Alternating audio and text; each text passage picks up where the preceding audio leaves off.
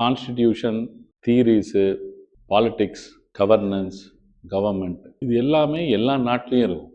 எந்த ஒரு நாட்டில் இது இல்லையோ அந்த நாடு ஸ்டேபிள் இல்லைன்னு அர்த்தம். கவர்னன்ஸ், கவர்மெண்ட் அது டெமோக்ராட்டிக் கவர்மெண்ட்டாக இருக்கலாம், அட்டாக்ராட்டிக் கவர்மெண்ட்டாக இருக்கலாம்.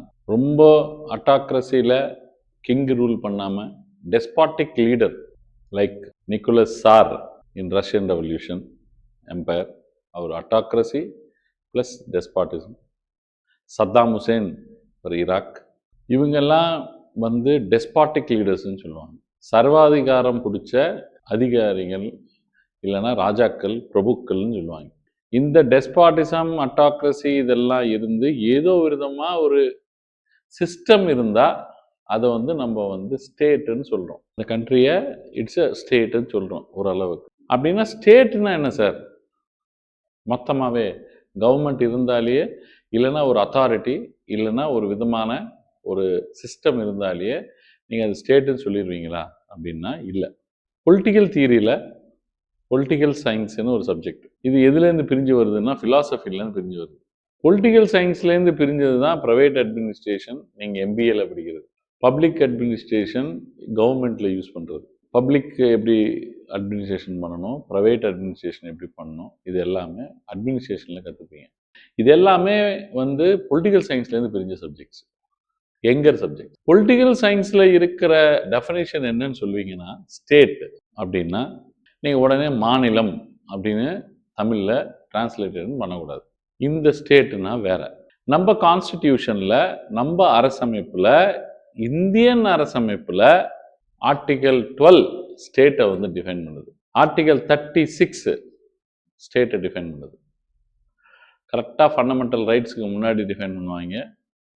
Directive principles of state policy அப்படின்னு இந்தியன் கான்ஸ்டியூஷன், இந்தியன் அரச அமைப்பில் இருக்கிற டாக்குமெண்ட்டில் ஸ்டேட்டை டிஃபைன் பண்ணுவாங்க. அப்படின்னா ஒழுங்காக நான் ஸ்டேட்டை கற்றுக்கணுன்னா எப்படி சார் கற்றுக்கிறது அப்படின்னு கேட்டால், ஸ்டேட்டில் 4 விஷயங்கள் கண்டிப்பாக இருந்தால் தான் அது ஸ்டேட்டுன்னு சொல்கிறாங்க பொலிட்டிக்கல் சயின்ஸில். நீங்கள் 11th standard political science book எடுத்து பார்த்தா இதுதான் உங்களுக்கு தென்படும். ஸ்டேட்டுனா ஃபஸ்ட்டு பக்காவாக பவுண்டரி இருக்கணும். இதுதான் உங்கள் எல்லை, கன்ஃபியூஷன் இருக்கக்கூடாது. பாலஸ்தீனாவை இப்போ நான் மென்ஷன் பண்ணுறதுனால இப்போ நான் டெரரிஸ்ட் ஆக மாட்டேன். ஆனால் பாலஸ்தீனாவை டெஃபினிஷனாக சொல்லியே ஆகணும். Democratic republic of Congo, central part of Africa, இங்கெல்லாம் ஸ்டெபிலிட்டி இல்லை, கவர்மெண்ட் இல்லை. பாலஸ்தீனாக்கும் இஸ்ரேலுக்கும் ஹமாஸ்க்கும் கிளியர் பவுண்டரி இல்லை. இதுதான் அவங்களது, இதுதான் அவங்களதுன்னு. டெமோக்ராட்டிக் ரிப்பப்ளிக் ஆஃப் காங்கோவில் கவர்மெண்ட் இல்லை, அதனால் அது ஸ்டேட் இல்லை. பாலஸ்தீனாவை எதுக்கு நிறைய பேர் ஸ்டேட்டுன்னு ரெக்கக்னைஸ் பண்ண மாட்டேங்கிறாங்க அப்படின்னா, அதில் கிளியர் கட் பவுண்டரி இல்லை, ஸ்டெபிலிட்டி இல்லை. அப்படின்னா ஒரு ஸ்டேட்டுன்னு நம்ம ஒரு கண்ட்ரியை சொல்லணும் அப்படின்னா, proper formation of a state அப்படின்னு சொல்லணும்னா, ஒரு நாடு, இங்கே ஸ்டேட்டுன்னு சொல்றது நாடு. இந்த ஸ்டேட்டுன்னு சொல்லணும்னா ஃபர்ஸ்ட் உங்களுக்கு கண்டிப்பாக என்ன இருக்கணுமா, பவுண்டரி இருக்கணும். ரெண்டாவது கண்டிப்பாக மக்கள் இருக்கணும். அதுக்கு நீங்க ஃபாரஸ்ட்டுக்கு ஸ்டேட்டுன்னு டெஃபினேஷனை கொடுக்க முடியாது. அது ஃபாரஸ்ட்னு பேர் கொடுத்துட்டாங்க, ஆல்ரெடி ஜங்கிள்னு கொடுத்துட்டாங்க. Antarctica cannot B A state. புரியுதுங்களா உங்களுக்கு? அங்க ஒரு கவர்னன்ஸு, கவர்மெண்ட்டு, அங்க ஒரு சாவரானிட்டி, அங்க நிறைய விஷயங்கள் இருக்கணும். பவுண்டரி இதுதான் அதுதான் இருக்கணும் இந்த நாடு. அதனால தான் எல்லா நாடும் போய் ரிசர்ச் பண்றாங்க அங்க. புரியுதா? ஒரு குளோபல் ஆர்கனைசேஷன்ஸ் அதை மானிட்டர் பண்றாங்க. தவிர இது அண்டார்டிகா இந்துன்னு சொல்றதுக்கு யாருக்காவது ஒரு அருகதை இருக்கு? பெசிபிக் ஓஷன் இந்துன்னு சொல்றதுக்கு யாருக்காவது அருகதை இருக்கு? Common between the all the countries boundary கிட். புரியுதுங்களா? ஸோ கிளியரா நான் திரும்பி வரேன். ஸ்டேட்னா கிளியர் கட் பவுண்டரி இருக்கணும். ஸ்டேட்னா பாப்புலேஷன் இருக்கணும், பீப்புள் இருக்கணும். மூணாவது கரெக்டா நீங்க புரிஞ்சுக்கணும்னா, ஸ்டேட்னா என்ன இருக்கணும்னா, கவர்மெண்ட் இருக்கணும், அத்தாரிட்டி இருக்கணும், ஒரு ரூலிங் பவர் இருக்கணும். அவங்க தான் யாரை பண்ணணும்? மக்களை பரிபாலிக்கணும், ரூல் பண்ணணும். இந்த 3 இருந்தா ஸ்டேட் ஆயிரும் இல்ல சார்? இல்ல. 4வது, பிரிட்டிஷ்காரன் இந்தியாவை ரூல் பண்ணா அது ஸ்டேட் இல்ல, நேஷன் ஸ்டேட் இல்ல. நம்மள ரூல் பண்ணிக்கிட்டாதான் ஒரு எக்ஸ்டர்னல் அத்தாரிட்டி வந்து நம்மள ரூல் பண்ணக்கூடாது. அப்ப நீங்க ஸ்டேட்னு சொல்ல முடியாது. இப்ப democratic republic of Congo united nations peace keeping force தான் அங்க வந்து பீஸ் வந்து கொண்டு வந்திருக்காங்க. அங்க ரெபிலியன் ஃபோர்ஸஸ் வந்து ஒரு 10 ரெபிலியன் ஃபோர்ஸஸ் வந்து எங்களுக்கு பவர் கொடுங்கன்றாங்க. யாரும் ஒரு ப்ராப்பர் அத்தாரிட்டி இல்ல நம்ம வந்து பவர் எடுத்து கொடுக்கறதுக்கு. யுனைடெட் நேஷன்ஸ் நீங்க ரூல் பண்ணுங்கன்னு கொடுக்கறதுக்கு அங்க எல்லாருமே ரெபிலியன் குரூப்ஸ், புரட்சிக்காரர்கள். சோ அங்க வந்து என்ன பண்ண முடியாது, உங்களால கரெக்டான பவர் டிரான்ஸ்பர் பண்ண முடியல. 1945 கேபினெட் மிஷன் வந்து இந்தியால வந்தாங்க under the leadership of Stafford Cripps, then minister cabinet. எங்க Clement Attlee government, newly formed government after the World War II. World War II க்கு அப்புறம் புதுசா ஃபார்ம் பண்ண கவர்மெண்ட்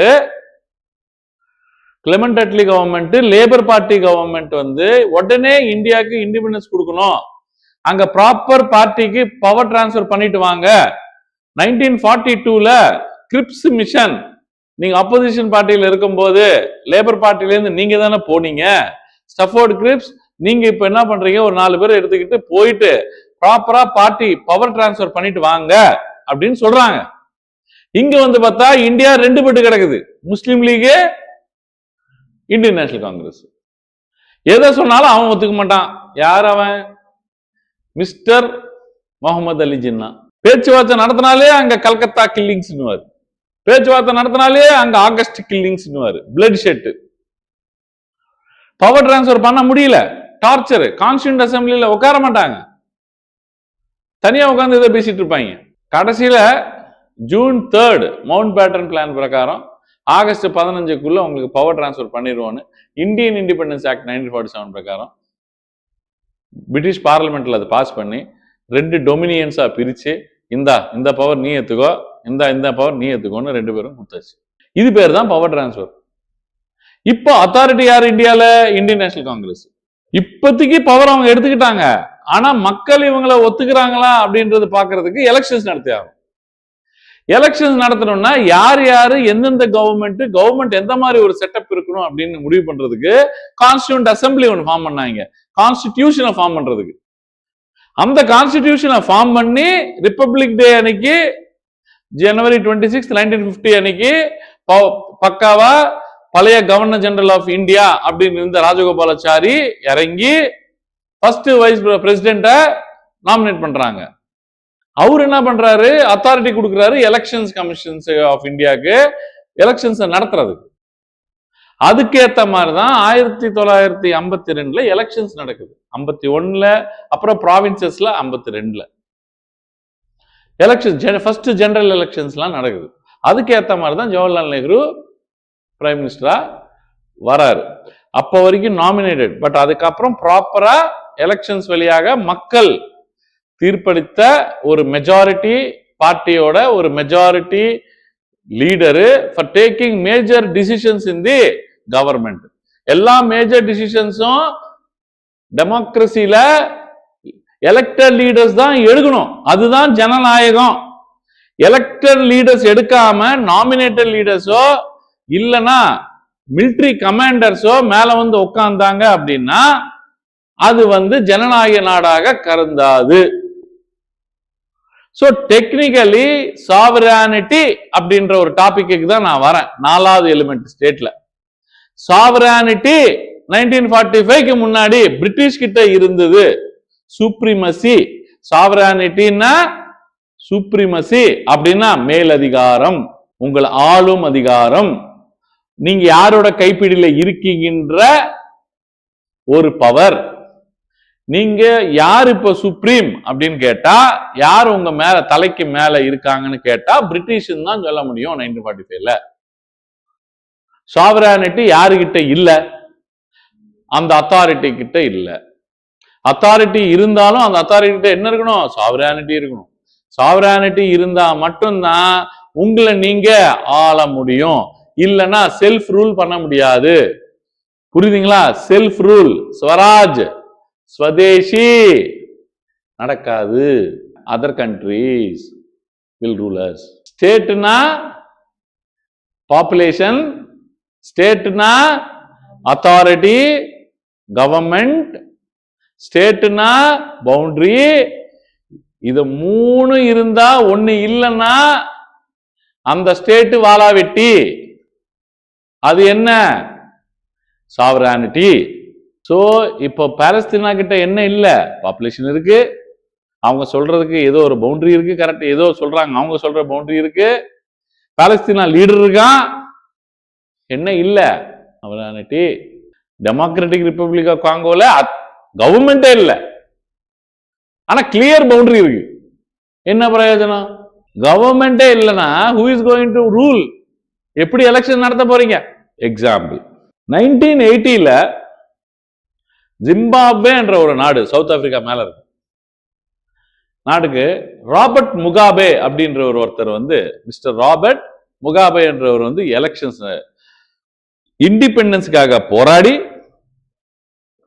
சுதந்திர போராட்டத்தை நம்ம காந்திஜி மாதிரி, நெல்சன் மண்டேலா மாதிரி ஒரு நேஷனல் லீடர்.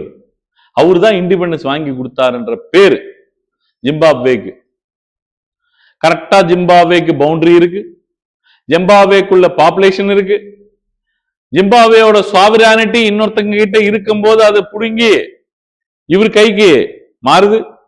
அவரு தான் வந்து லீடரா கவர்மெண்டா உட்கார வைக்கிறாங்க. அது வரைக்கும் புரியுதா உங்களுக்கு? இப்ப எல்லாமே வந்துருச்சு ஸ்டேட்டுக்கு தேவையானது. ஆனா என்ன பிரச்சனைனா, over the period of time அவர் காட் ஸ்டேட்டஸ்க்கு போயிட்டார். அந்த சர்வாதிகாரம் மக்களால் தேர்ந்தெடுக்கப்பட்டவர் தான், ஆனா சர்வாதிகாரம் மாதிரி ஆகி எந்த எலெக்ஷன்ஸ் நடந்தாலும் இவரே ஜெயிக்கிற மாதிரி பாக்குறது. எங்க பார்த்தாலும் ஹை கரப்ஷன், அவரே பயங்கர கரப்ஷன். 2003-4 வரும்போது உச்சகட்ட கரப்ஷன். 2008ல ஜிம்பாப்வேயோட ஸ்டேட்டஸ் என்னன்னா, பினான்சியல் எமர்ஜென்சி பாஸ் பண்ணி பேங்க்ரப்ட். 2008ல ஜிம்பாப்வேயோட சிச்சுவேஷன் என்னன்னா, அம்மா 4 இருக்காங்க. எங்க? சாவரானிட்டி இருக்கு, ஸ்டேட் இருக்கு, பாப்புலேஷன் இருக்கு, பவுண்டரி இருக்கு. ஆனா நாடு நாடா இல்ல. ஒரு ட்ரக்கு ஃபுல்லா கரன்சி. நல்லா கவனிங்க, ஒரு ட்ரக்கு, மினி ட்ரக் இருக்குல்ல, டாடா ஏஸ் மாதிரி, அந்த மாதிரி ஒரு ட்ரக்கு ஃபுல்லா கரன்சி எடுத்துட்டு போனீங்கன்னா 1 கிலோ டொமேட்டோ வாங்கலாம். பேப்பர் எடை போட்டாலே நம்ம இந்தியாவில் வாங்கிடலாம் அது. ஆனா கரெக்டா நீங்க புரிஞ்சுக்கணும், பேப்பர் கரன்சி எவ்வளவு வேல்யூ இருந்தது. அடிச்சு உட்காந்து குங்குன்னு அடிச்சு விட்டாரு, இஷ்டத்துக்கு பேப்பர் கரன்சியை பிரிண்ட் பண்ணிட்டாரு. Why you should not print more currency அப்படின்றது I will teach you in economics. Indian எக்கனாமில நான் உங்களுக்கு டீச் பண்றேன். இப்போ அவரு வந்து வலுக்கட்டாயமா அவரை இறக்கி 2017ல தான் திரும்பி ஜிம்பாப்வே ஸ்டேபிள் ஆக ஆரம்பிச்சது. 14 வருஷம் ராமர் வனவாசம் போன மாதிரி 2003 to 17 வரைக்கும் ஜிம்பாப்வே மக்கள் தவிச்ச தவிப்பு சாதாரண தவிப்பு இல்லை. ஜிம்பாப்வே கண்ட்ரியில இருக்கிற கிரிக்கெட் போர்டு நாசமா போயிருச்சு. நிறைய நாள் ஜிம்பாப்வே வந்து நிறைய காம்படிஷன்ஸ்ல, வேர்ல்ட் கப்ஸ்ல எல்லாம் பார்ட்டிசிபேட்டே பண்ணல. அந்த அளவு ஒரு கேவலமான சிச்சுவேஷன் போயிருச்சு. இப்ப நான் என்ன சொல்ல வரேன், ஏதோ ஒண்ணு இல்லைன்னா ஸ்டேட்டுன்னு, எல்லாம் இருந்தாலும் கரெக்டான ஆளு மேல இல்லைன்னா முடிஞ்சு போச்சு. செகண்ட் எக்ஸாம்பிள சொல்லிட்டு நான் பாலிட்டிக்குள்ள போயிடுறேன். நாங்க எங்களுக்கு கண்ட்ரியை ரூல் பண்ணிக்க தெரியும், நீங்க ஒன்னும் கான்ஸ்டிடியூண்ட் அசம்பிளி ஃபார்ம் பண்ண தேவையில்ல அப்படின்னு சொன்ன மானம் உள்ள ரோஷம் உள்ள அப்போ இருக்கிற பாகிஸ்தான் 1947ல 14 ஆகஸ்ட் இண்டிபெண்டன்ஸ் வாங்குறாங்க. அப்போ கவர்னர் ஜெனரல் ஆஃப் பாகிஸ்தான் வந்து முகமது அலி ஜின்னா. கான்ஸ்டிடியூஷனை ஃபார்ம் பண்றதுக்கு 9 இயர்ஸ் ஆச்சு. நம்மளுக்கு 2 இயர்ஸ் 11 மந்த்ஸ் 18 டேஸ். நல்லா கவனிங்கம்மா, குரூஷியல் பாயிண்ட் இது. 2 இயர்ஸ் 64 lakh rupees செலவு பண்ணணும். அந்த டோட்டல் கான்ஸ்டிடியூட் அசம்பிளிக்கு 64 lakh rupees செலவு பண்ணோம். 299 மெம்பர்ஸ் இருந்தாங்க அப்ராக்சிமேட்லி, சரிங்களா? ஸோ வந்து அப்ராக்சிமேட்லி இருந்து ஒரு 8 மேஜர் கமிட்டி இருந்தது, அதில் சப் கமிட்டிஸில் நிறைய இருந்தது. இது எல்லாருக்கும் தெரியும். அவங்களும் பயங்கரமாக கான்ஸ்டியூஷன் ஃபார்ம் பண்ணணும்னு சொல்லி பிரிஞ்சு போன East Pakistan, West Pakistan. East Pakistan Bangladesh, West Pakistan வந்து கரண்ட் பாகிஸ்தான். பயங்கரமான ஒரு கான்ஸ்டியூஷன் 56ல் ஃபார்ம் பண்ணுறாங்க. இருக்கிற கொஞ்சம் நஞ்சம் காசு 1964 வாரு, 65 வாரு, 71 வாரில் போச்சு. அவங்களுக்கு வந்தது வந்து பார்த்தீங்கன்னா கங்காவும் பிரம்மபுத்திராவோட delta, Indus delta. Indus main branch plus 5 branches from Punjab, மொத்தம் 6 பிரான்ச்சஸ் வந்து டெல்டா ஃபார்ம் பண்ணுது. எங்க? பாகிஸ்தான்ல. World's highest quality of cotton, highest quality of basmati rice, highest quality of rice எங்க வரும்னா அந்த 2 டெல்டா தான். போச்சு. அதனாலதான் நம்மளுக்கு 1966ல பஞ்சம், நம்மளுக்கு சோறு இல்லை. 2 மேஜர் டெல்டா போயிருச்சு நம்மளுக்கு. இந்த பஞ்சத்துல 2 பேர் பிரிகிறாங்க. கொடுத்தோம் நம்ம. என்ன ஆச்சு? பங்களாதேஷ்லேருந்து ஒரு பிரைம் மினிஸ்டர் ஓடி வந்து நம்ம ஊரில் ஒளிஞ்சிருக்கா. இப்போ பாகிஸ்தானில் சோறு இல்லை, பஞ்சத்துக்கு பஞ்சம், உச்சக்கட்ட பஞ்சம். இருக்கிற வெப்பன்ஸு ஐஎஸ்ஐக்கு ஃபண்டிங்னு சொல்லி யூஎஸ்காரன் இப்போ ஸ்பான்சர் பண்ணல. ஒசாமா பின் லேடனுக்கு அங்கே தான் வந்து கண்டுபிடிச்சி அங்கேயே சாவடிச்சிட்டாங்க. அவனுக்கு வந்து அப்படியே அடக்கலம் கொடுத்து எல்லாமே போச்சு. இப்போ பங்களாதேஷும் போயிடுச்சு, பாகிஸ்தானும் டோட்டலாக போயிடுச்சு. பங்களாதேஷில் இன்னும் 4 நாளில் எலெக்ஷனு. ஒன் சைடா மிலிட்ரி கமாண்டர்ஸு, அங்கேயும் மிலிட்ரி கமாண்டர்ஸு. எப்பெல்லாம் எலெக்ஷன் நடத்துகிறாங்களோ பேருக்கு ஒருத்தரை பிரைம் மினிஸ்டராக வைப்பாங்க. கொஞ்ச நாளைக்கு அப்புறம் மிலிட்ரி கமாண்டர் வந்து உட்காந்து மிலிட்ரி கமாண்டர் தூக்கி போட்டுருவாங்க. ஏன்னா அவங்களோட கான்ஸ்டிடியூஷன் அப்படி எழுதப்பட்டிருக்கு. இன்னைக்கு திங்கிறதுக்கு சோறு இல்லைம்மா. பங்களாதேஷில் ஹிந்துஸ் எல்லாம் சாவடிச்சிட்டாங்கன்னு நம்ம ஆளுங்களை வந்து ஐபிஎல்ல சேர்க்கக்கூடாது பங்களாதேஷ்ன்னு சொல்லி இவங்களுக்கு வந்து இந்தியாவில் மேட்சஸ் அரேஞ்ச் பண்ணா ஐசிசியில் எங்களுக்கும் ஸ்ரீலங்காவில் வேணும் பாகிஸ்தான் மாதிரின்னு கேட்டிருக்காங்க.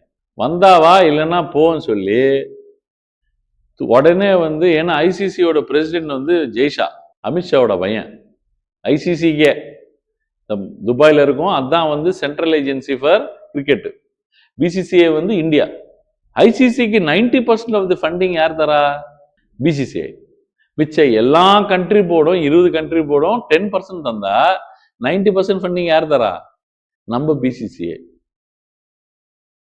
பட்டவங்க எப்பவுமே கெட்டவங்க இல்லை. அன்னைக்கு 1966ல் பஞ்சம் வந்து சோறு திங்க கூட நம்மளுக்கு ஆள் இல்லை. கிரீன் ரெவல்யூஷன் வரலன்னா நம்மளுக்கு இன்னைக்கு சோறு கூட இல்லை. 1991ல் நம்மளுக்கு ஃபினான்ஷியல் எமர்ஜென்சி வரணும். ஆனால் God's grace we came out. இப்போ வந்து 3rd biggest economy in the world, $5 trillion economy. 5.4 technically சொல்லணும்னா 54 lakhs crores தானே. $5.4 trillion எக்கனாமி. நம்ம இந்த ட்ரில்லியன்னா எத்தனை ஜீரோன்னு அந்த 2 பேருக்கு தெரியாது. பங்களாதேஷை நீங்க இப்படி சப்போர்ட் பண்ணீங்கன்னே பாகிஸ்தான் இந்தியாவோட மேட்ச் ஸ்ரீலங்காவில் ஆட மாட்டேன்னு சொல்லிச்சு. International issue and interview question also. Political சயின்ஸில் இது ரொம்ப இம்பார்ட்டன்ட். வரலன்னா எவ்வளோ நஷ்டம் வரும்னு ஒரு லெட்டர் அனுப்பிச்சாங்க ஐசிசி. 2300 கோடி லாஸ் வரும் பாகிஸ்தான் கிரிக்கெட் போர்டுக்கு. பங்களாதேஷ் கிரிக்கெட் போர்டுக்கு எந்த மேட்சும் இனிமேல் நாங்கள் கொடுக்க மாட்டோம், பங்களாதேஷுக்கும் நாங்கள் ஃபைன் போடுவோம் ஃபியூச்சர்லன்னு சொல்லிட்டாங்க. சொன்ன உடனே ஒரு 10 நாளில் லாகூரில் பங்களாதேஷ்க்கு கிரிக்கெட் போர்டு சேர்மேனும் பாகிஸ்தான் கிரிக்கெட் போர்டு சேர்மேனு ஐசிசிக்காரங்க எல்லாருமே லாகூர் பாகிஸ்தானில் சந்திக்கிறாங்க. இந்த சண்டே, எந்த சண்டே? போன சண்டே 8ஆம் தேதி. டைரெக்டாக இறங்கினா அசிங்கமாக இருக்குன்னு பாகிஸ்தான் கிரிக்கெட் போர்டோட வேல்யூ எவ்வளோன்னு பார்த்துருக்காங்க. மொத்தமாகவே 600 கோடியா. இந்த ஃபைன் கட்டுறதுக்கே அவங்க ஜென்மம் ஆயிரும். ஓகே, பங்களாதேஷ் பார்த்தா இன்னும் கம்மி. நம்மளுக்கெல்லாம் எதுக்கு கெத்து அப்படின்னு சொல்லி பங்களாதேஷ்காரங்க வந்து, சார் டிக்னிட்டி ஆஃப் தி கிரிக்கெட்டை நம்ம காப்பாற்றணும், இன்டர்நேஷ்னல் குட்டுக்காக தயவுசெய்து எங்களுக்காக விளையாடுங்கன்னு பங்களாதேஷ்காரங்க பாகிஸ்தான்காரங்களை கேட்ட மாதிரியும் அந்த மீட்டிங்கில்.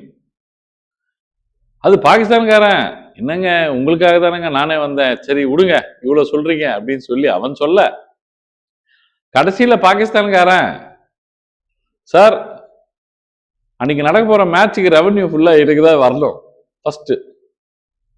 2வது, இந்தியாவும் பாகிஸ்தானும் பங்களாதேஷும் இந்தியா பாகிஸ்தானுக்கும் ட்ரைலேட்ரல் பைலேட்ரல் சீரீஸ் கிரிக்கெட் மேட்சஸ்லாம் 13 வருஷமா நடக்கல, தயவுசெய்து அதெல்லாம் நடக்கிற மாதிரி பாருங்கன்னா ஐசிசி சொன்னானா. அவன் தான் அமித்ஷா, அவன் தான் பிசிசிஐ, அவன் தான் எல்லாமே, கவர்மெண்டே அவன் தான் ஜெய்ஷா. அவர் சொல்றாராம், அதெல்லாம் வந்து இப்போ கவர்மெண்ட் கிட்ட இருக்குங்க, இந்தியன் கவர்மெண்ட் கிட்ட, நான் வந்து ஐசிசிங்கன்றானா. சிரிக்காம என்ன செய்வாங்க? அமித்ஷா பயந்தான் அவன், இவன் தான் கவர்மெண்ட், இவன் தான் கிரிக்கெட்டு, இவன் தான் எல்லாமே. அதெல்லாம் இந்தியன் கவர்மெண்ட் கிட்ட கேளுங்க, எனக்கு வந்து ஐசிசி. கடைசியில் சரி பங்களாதேஷுக்கு எதுவுமே ஃபைன் போடக்கூடாது, நீங்க பங்களாதேஷுக்கு ஏதாவது ஒரு ஐசிசி ஈவெண்ட் நடக்கிறதுக்கு, கிரிக்கெட் ஈவெண்ட், இன்டர்நேஷனல் ஈவெண்ட் நடக்கிறதுக்கு நீங்க பர்மிஷன் கொடுக்கணும்.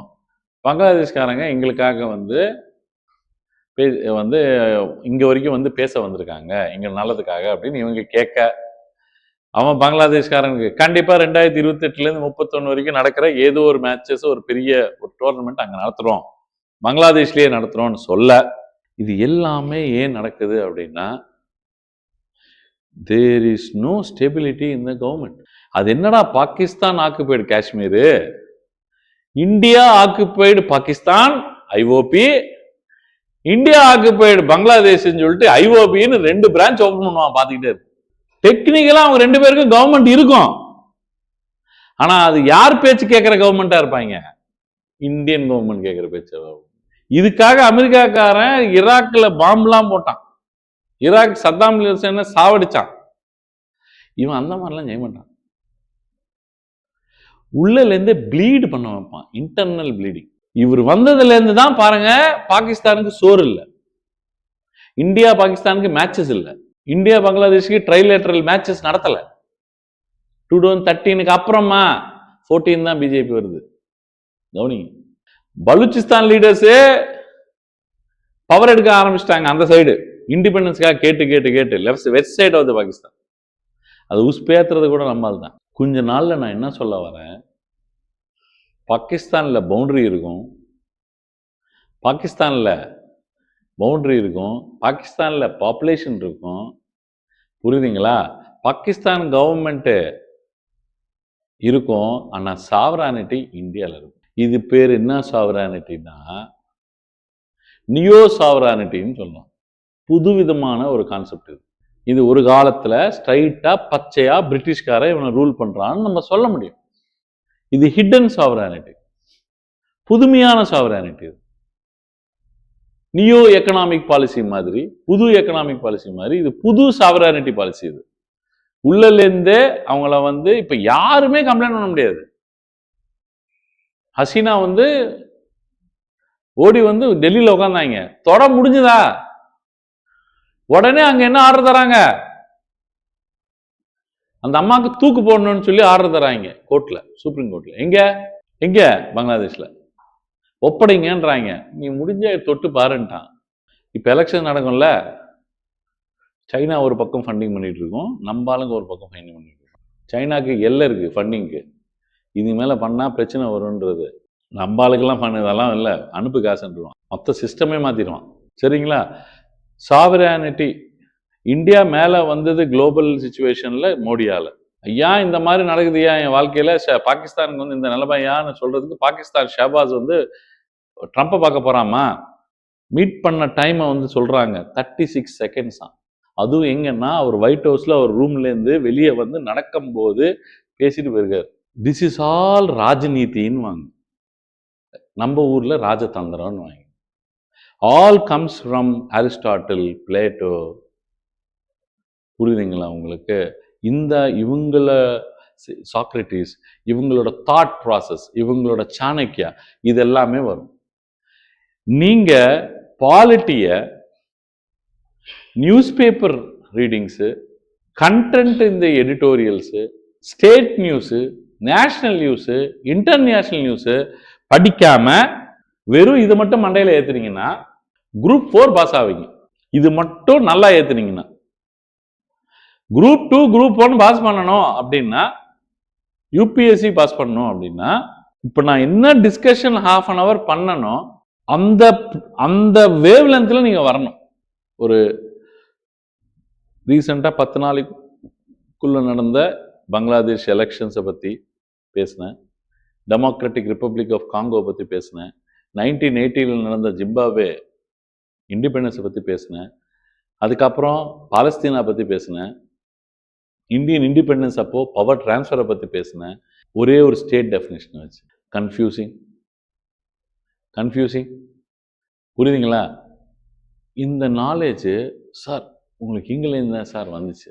Daily paper reading, NCERT multiple times குத்துன்னு குத்துனது, சமச்சீர் கல்வி புக்ஸு பல வாட்டி படித்து குத்துனது, ப்ளஸ் ஏதோ ஒரு கரண்ட் அஃபேர்ஸ் மேகசினை ஃபாலோ பண்ணுறது. ஏன்னா ஏதாவது ஒன்று நான் வந்து பை சான்ஸ் மிஸ் பண்ணிட்டேன்னா அவன் ஏதாவது ஹைலைட் நியூஸ்ன்னு சொல்லிட்டு வந்து வச்சுருப்பான். அதை நம்ம ஒரு வாட்டி பெறட்டுறது. This will help in largely in understanding the perspective. இது இல்லாமல் இந்த கதையை 115 வாட்டி கேட்டால் கூட புதுசாக தான் இருக்கும். ஏன்னா நீங்கள் இதை எடுத்துகிட்டு போய் எங்கேயுமே பின்னலை. நான் ஒரு மசாலா பவுடர் ஒன்று கொடுக்குறேன். அது நான் கரம் மசாலான்னு சொல்லலை, அது தனியான்னு சொல்லலை, புரியுதுங்களா? எல்லாமே ஒரு ப்ரௌனிஷ் கலரில் ஒன்று கொடுக்குறேன். அதில் வந்து கொத்தமல்லியும் உங்களுக்கு வந்து பட்டையும் லவங்கமும் எல்லாமே அரைச்சனான்னு தெரியாது. ஃபஸ்ட்டு அதை கொடுத்தோன்னே இது என்ன பொடின்னு கேட்பீங்க. கரெக்டாமா கேட்பீங்க? சாம்பார் பொடியா, கரம் மசாலாவா, இல்லை ரசம் பொடியா கேட்பீங்க. ஏன் கேட்குறீங்க அந்த கேள்வி? இது கொண்டு போய் அப்ளை பண்ணுறது எங்கன்னு இல்லைன்னா அந்த பொடி என்ன ஆகும்? அப்படியே கையில் தான் இருக்கேன் கடைசி வரைக்கும். இது எங்கே போடுறது? போடாமல் அந்த பொடி எதுக்கு? நான் மாங்குன்னு இதை படித்து சொன்னா கூட இது எடுத்துட்டு போய் எங்கேயுமே அப்ளை பண்ணல. அப்புறம் இந்த நாலேஜ் எதுக்கு உங்களுக்கு? 326 ஆர்டிகல்ல என்ன இருந்தா உங்களுக்கு என்ன? அது எலெக்ஷன் கோடு வரும்போது யூஸ் பண்ணாதப்போ 280 ஆர்டிகல் இருந்து உங்களுக்கு என்ன பிரயோஜனம்? 16th ஃபினான்ஸ் கமிஷன்னா என்னன்றது கான்ஸ்டியூட் பண்ணதே உங்களுக்கு பேப்பர்ல படிக்காதப்போ 280 ஆர்டிகல் உங்களுக்கு எதுக்குன்ற மண்ணில் போடுறதுக்கு. ஒரு சட்டத்தை அன்கான்ஸ்டிடியூஷனல், சட்டத்துக்கு கான்ஸ்டிடியூஷனுக்கு மாறானது, எதிர்ப்பு வந்து சரியா இல்லை, இது unconstitutional, ultra vires of the constitution அப்படின்னு வந்து ஒரு ஜுடிஷியரி சுப்ரீம் கோர்ட் ஒரு சட்டத்தை கேன்சல் பண்றாங்க. ஆர்டிகல் 13 தெரியாம அது அங்க என்ன அந்த ஆர்டிகல் எப்படி புரியும்? ஆர்டிகல் 13 படிச்சு என்ன பிரயோஜனம்? அது புரியாதப்போ, அது படிக்காதப்போ. ஆர்டிகல் 213 ஆர்டிகல் 213 ஆர்டினன்ஸ், புரியுதுங்களா? கவர்னரோட ஆர்டினன்ஸ், மேக்கிங் பவர். ஜல்லிக்கட்டு பத்தி படிக்கிறீங்க. ஜல்லிக்கட்டுக்கு ஆர்டினன்ஸ் ஃபர்ஸ்ட் கவர்னர் பாஸ் பண்ணாரு, அதுக்கப்புறம் பிரசிடென்ட் பாஸ் பண்ணாரு. ஃபர்ஸ்ட் கவர்னர் பாஸ் பண்ணிட்டாரு. 2 பேர் பண்ணணும்னு அவசியம் இல்லை, ஆனா பாஸ் பண்ணிட்டாரு. இஷ்யூ வந்து லாண்ட் ஆர்டர் ஆயிடுச்சுங்க மெரினா பீச்ல. அந்த ஆர்டினன்ஸ் அங்க கொண்டு போய் அந்த ஆர்டிகல்ல அது புரியலன்னா அந்த பேப்பரே படிக்கல. அந்த நியூஸ் பாக்குறீங்க ஆனா பேப்பர் படிக்கல. நியூஸ்ல ஆர்டிகல்லாம் சொல்ல மாட்டாங்க, பொதுமக்களுக்கு அது புரியாது, சொல்ல மாட்டாங்க. அவாய்ட். நேஷன் வாண்ட்ஸ் டு நேனு ஒருத்த மட்டும் கத்திட்டு இருப்பான் பாருங்க நைட்டு, அவன் மட்டும் தான் அப்பப்போ ஆர்டிகல் சொல்லுவான். மிச்ச ஆளுங்களாம் ஆர்டிகல்லாம் சொல்றது கஷ்டம். தயவு செய்து இடிக்கிலேருந்து பாலிட்டி படிக்க ஆரம்பிச்சிட்டீங்க. இதை கொண்டு போய் நீங்க அப்ளை பண்ணணும் அப்படின்றது எப்ப நடக்கும்னா, டெய்லி நியூஸ் பேப்பர்ல வர political news, international news, politico economical issues, socio political issues, இதெல்லாம் கம்பைன்டு.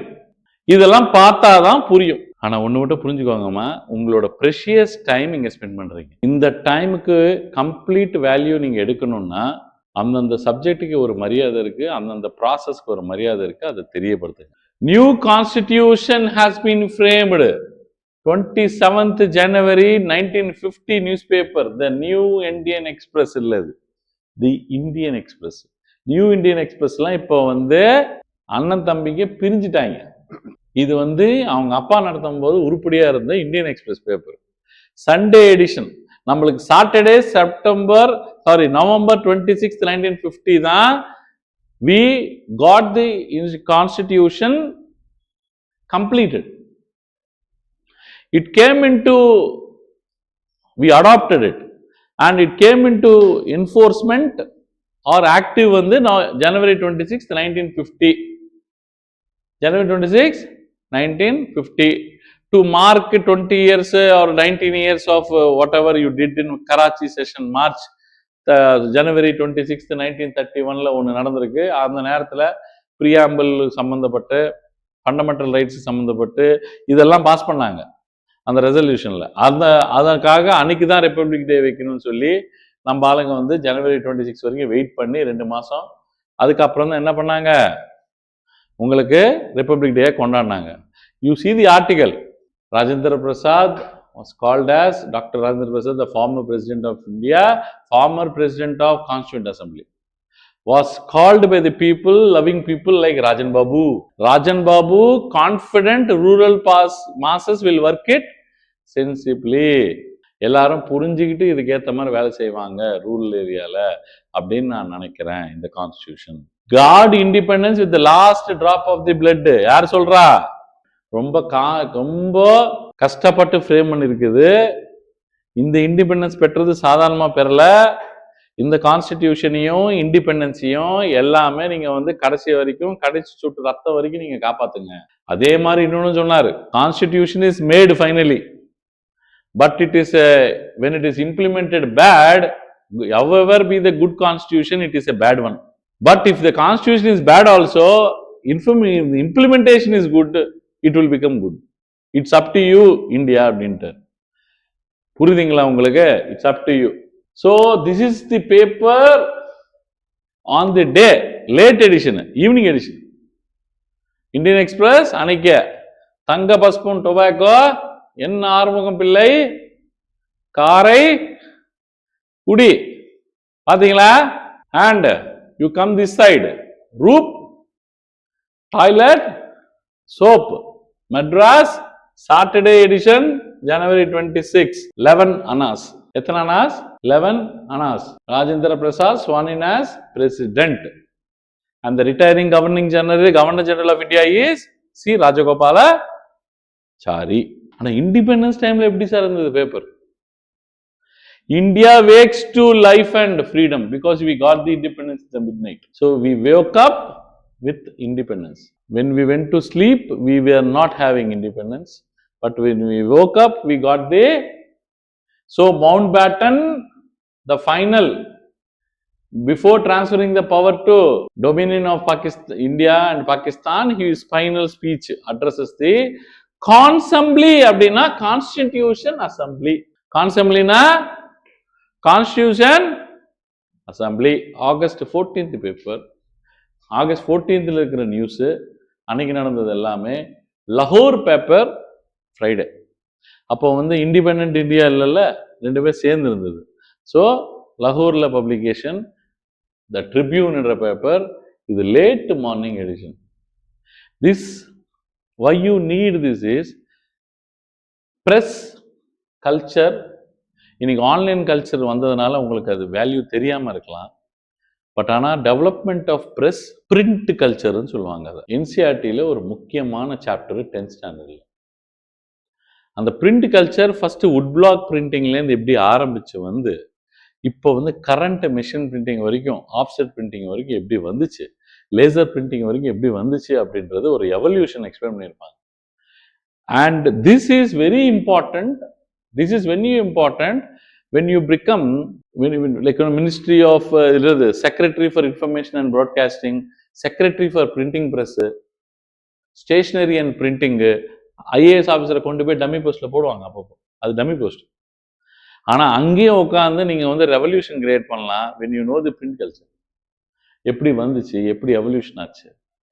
ரொம்ப ரொம்ப இம்பார்ட்டன்ட்மா. Inspiration will come from anywhere. சரி, ஹவு குட் இது உங்களுக்கு கான்ஸ்டிடியூஷனல் டெவலப்மெண்ட். நீங்க வந்து ஆல்ரெடி மாடர்ன் இந்தியா முடிச்சிருக்கீங்க. 1600லேருந்து East India Company east of Britain எல்லா ரைட்ஸையும் எடுத்துக்கிட்டு எப்படி ஈஸ்ட் இந்தியா கம்பெனி வந்தாங்க, புரியுதுங்களா?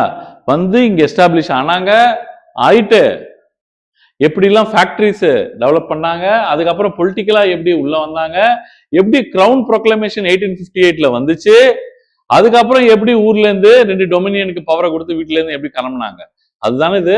கான்ஸ்டிடியூஷனல் டெவலப்மெண்ட்டும் இதுதான், பொலிட்டிக்கல் டெவலப்மெண்ட்டும் இதுதான், புரியுதுங்களா?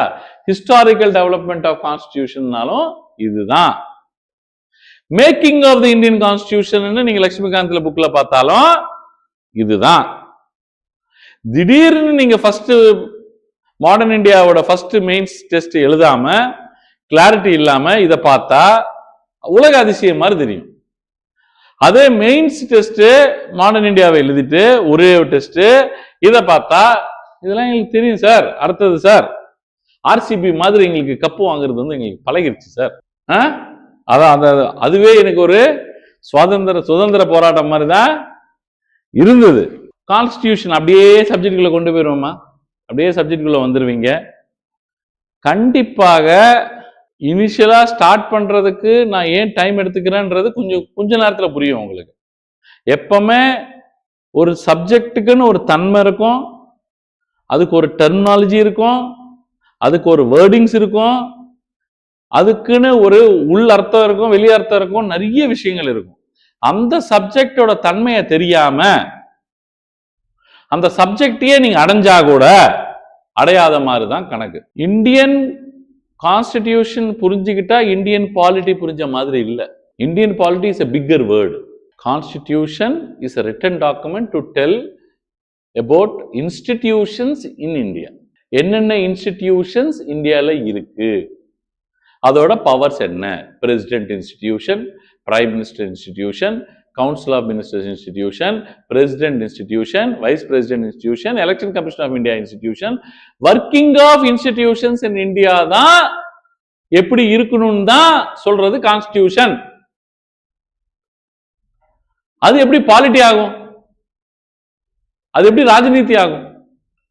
ராஜநீதி எப்ப ஆகும்னா அதர் பாடிஸோட இந்த இன்ஸ்டிடியூஷன்ஸ் எப்படி வேலை செய்யுது, இந்த இன்ஸ்டிடியூஷன்ஸ்க்கு கஷ்டம்லாம் வரும்போது எப்படிலாம் அமெண்ட்மெண்ட் கொண்டு வராங்க, சொசைட்டி எப்படி மாறுது, இதெல்லாம் புரிஞ்சுக்கும் போது தான் நீங்க என்னன்னு சொல்லுவீங்க, அத இந்தியன் பாலிட்டின்னு சொல்லுவீங்க. நல்லா புரிஞ்சுக்கோங்க. கோஅலிஷன் கவர்மெண்ட் பத்தி நீங்க இதுல பார்க்கணுமா, கூட்டணி ஆட்சியை பத்தி இதுல இருக்குமா? கான்ஸ்டிடியூஷன்ல மொத்தம் படிச்சு தேடினாலும் கிடைக்காது. கூட்டணி ஆட்சி, என்டிஏ, இந்தியா அப்படின்லாம் ஃபார்ம் பண்ணி வச்சிருக்காங்களே. இப்போ கூட்டணி ஆட்சி, மகா கூட்டணி அப்படிலாம் வச்சிருக்காங்கல்ல, அந்த கூட்டணி ஆட்சியை பத்தி இதுல இருக்குன்னு நினைக்கிறீங்க நீங்க? அது பாலிட்டி, ராஜதந்திரம். சார் உங்களுக்கு என்ன தேவை, எங்களுக்கு இத்தனை மெஜாரிட்டி இருக்குன்னு காட்டணும் உங்களுக்கு, அவ்வளவுதானே. இந்தாங்க எல்லாருக்கிட்டையும் லெட்டர் வாங்குங்க, எம்எல்ஏ கிட்ட கொண்டு போய் கவர்னர் கிட்ட காட்டுங்க, ஃபார்ம் பண்ணிட்டீங்க கவர்மெண்ட். மெஜாரிட்டி வரணும்னு சொல்லியிருக்காங்க தவிர ஒரே பார்ட்டியில இருந்து மெஜாரிட்டி வரணும்னு எங்கேயும் சொல்ல. அந்த கேப்பை வச்சு விளையாடி கிரியேட் பண்ணதுதான் coalition government. First coalition government was formed by Morarji Desai in 1977 after the emergency. But coalition governments இப்ப இருக்கிற பிஜேபி கவர்மெண்ட், என்டிஏ கவர்மெண்ட் வந்து மெஜாரிட்டியா அவங்களுக்கு சீட் இருக்கிறதுனால கொஞ்சம் ஹோல்ட் பண்ணியிருக்காங்க. அந்த கோலிஷன் கவர்மெண்ட் எல்லாம் பாத்தீங்கன்னா சின்ன பார்ட்டி எல்லாம் சேர்ந்தது. உடனே ஒரு வருஷத்துல விழுந்து 1978 சரண் சிங் வர்றாரு. 78 அவரு வந்து 79 விழுந்து திரும்பி இந்திரா காந்தியே திரும்பி கொண்டு வந்து பம்பர் மெஜாரிட்டியில 1980 ஜெனரல் எலெக்ஷன்ல ஜெயிக்கிறாங்க. அதுதான் இந்தியா, அதுதான் பாலிட்டி. நியாய பிரகாரம் இந்திரா காந்தி திரும்பி ஜெயிக்க கூடாது, எமர்ஜென்சில பண்ண அராஜகத்துக்கு திரும்பி எப்படி பம்பர் மெஜாரிட்டியில் ஜெயிக்கிறாங்க? கொஸ்டின்ஸ் வந்து இன்டர்வியூல குரூப் 1க்கு போனாலும், யூபிஎஸ்சிக்கு போனாலும், குரூப் 2க்கு போனாலும், ஜெனரல் கொஸ்டின் கேட்டாலும் உங்களோட எஃபெக்டிவ் ஆன்சர் இப்படி இருக்கணும், அண்டர்ஸ்டாண்டிங் இருக்கணும்.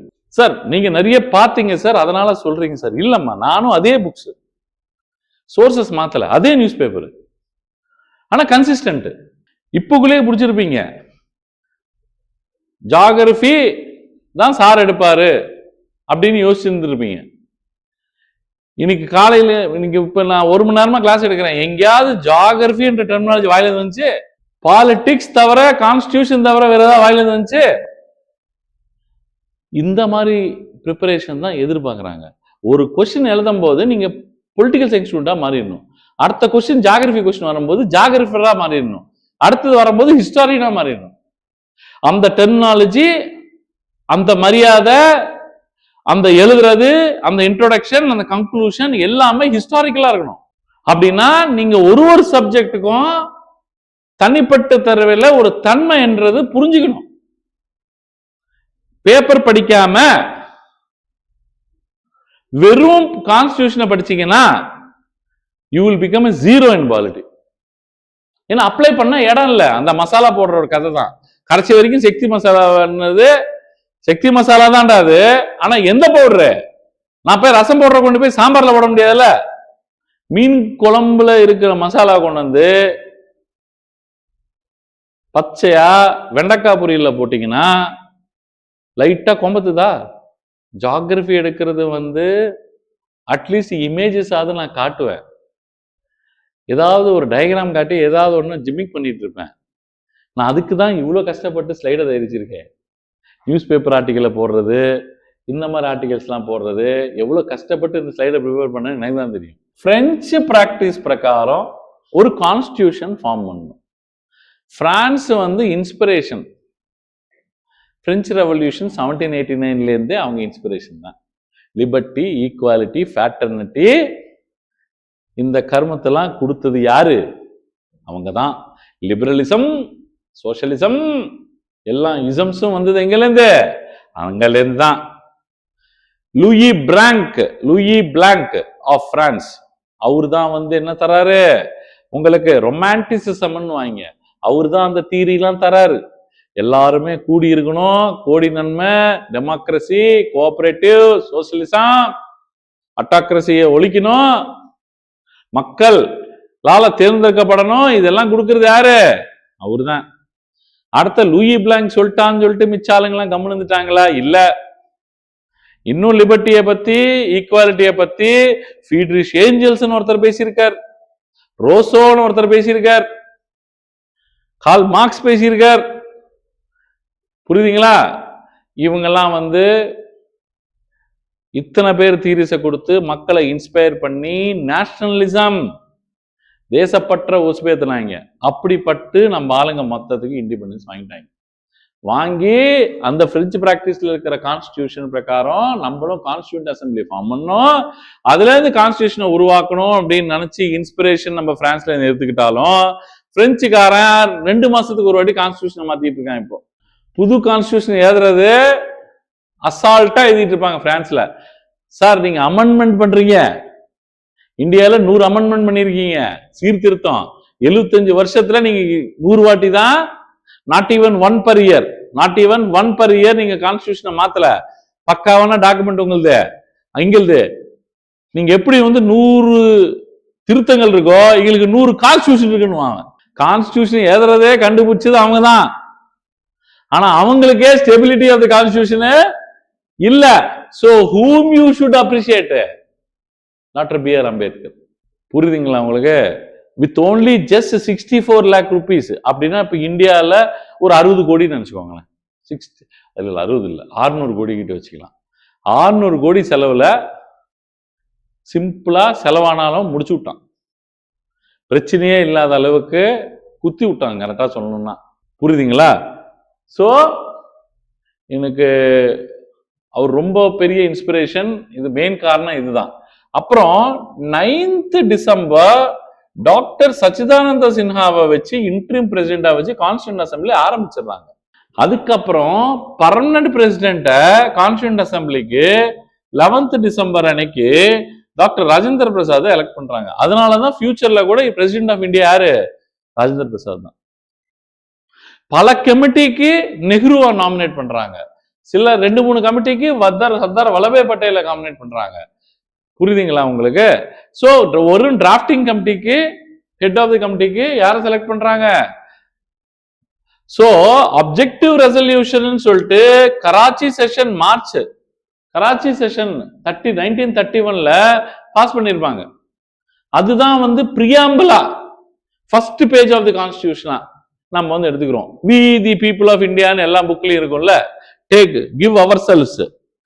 சோ இந்த எழுதிட்டு நம்மளே எடுத்துக்கிட்டு அதுல இருக்கிற liberty, justice, equality, fraternity, sovereign, socialist, secular, democratic, republic,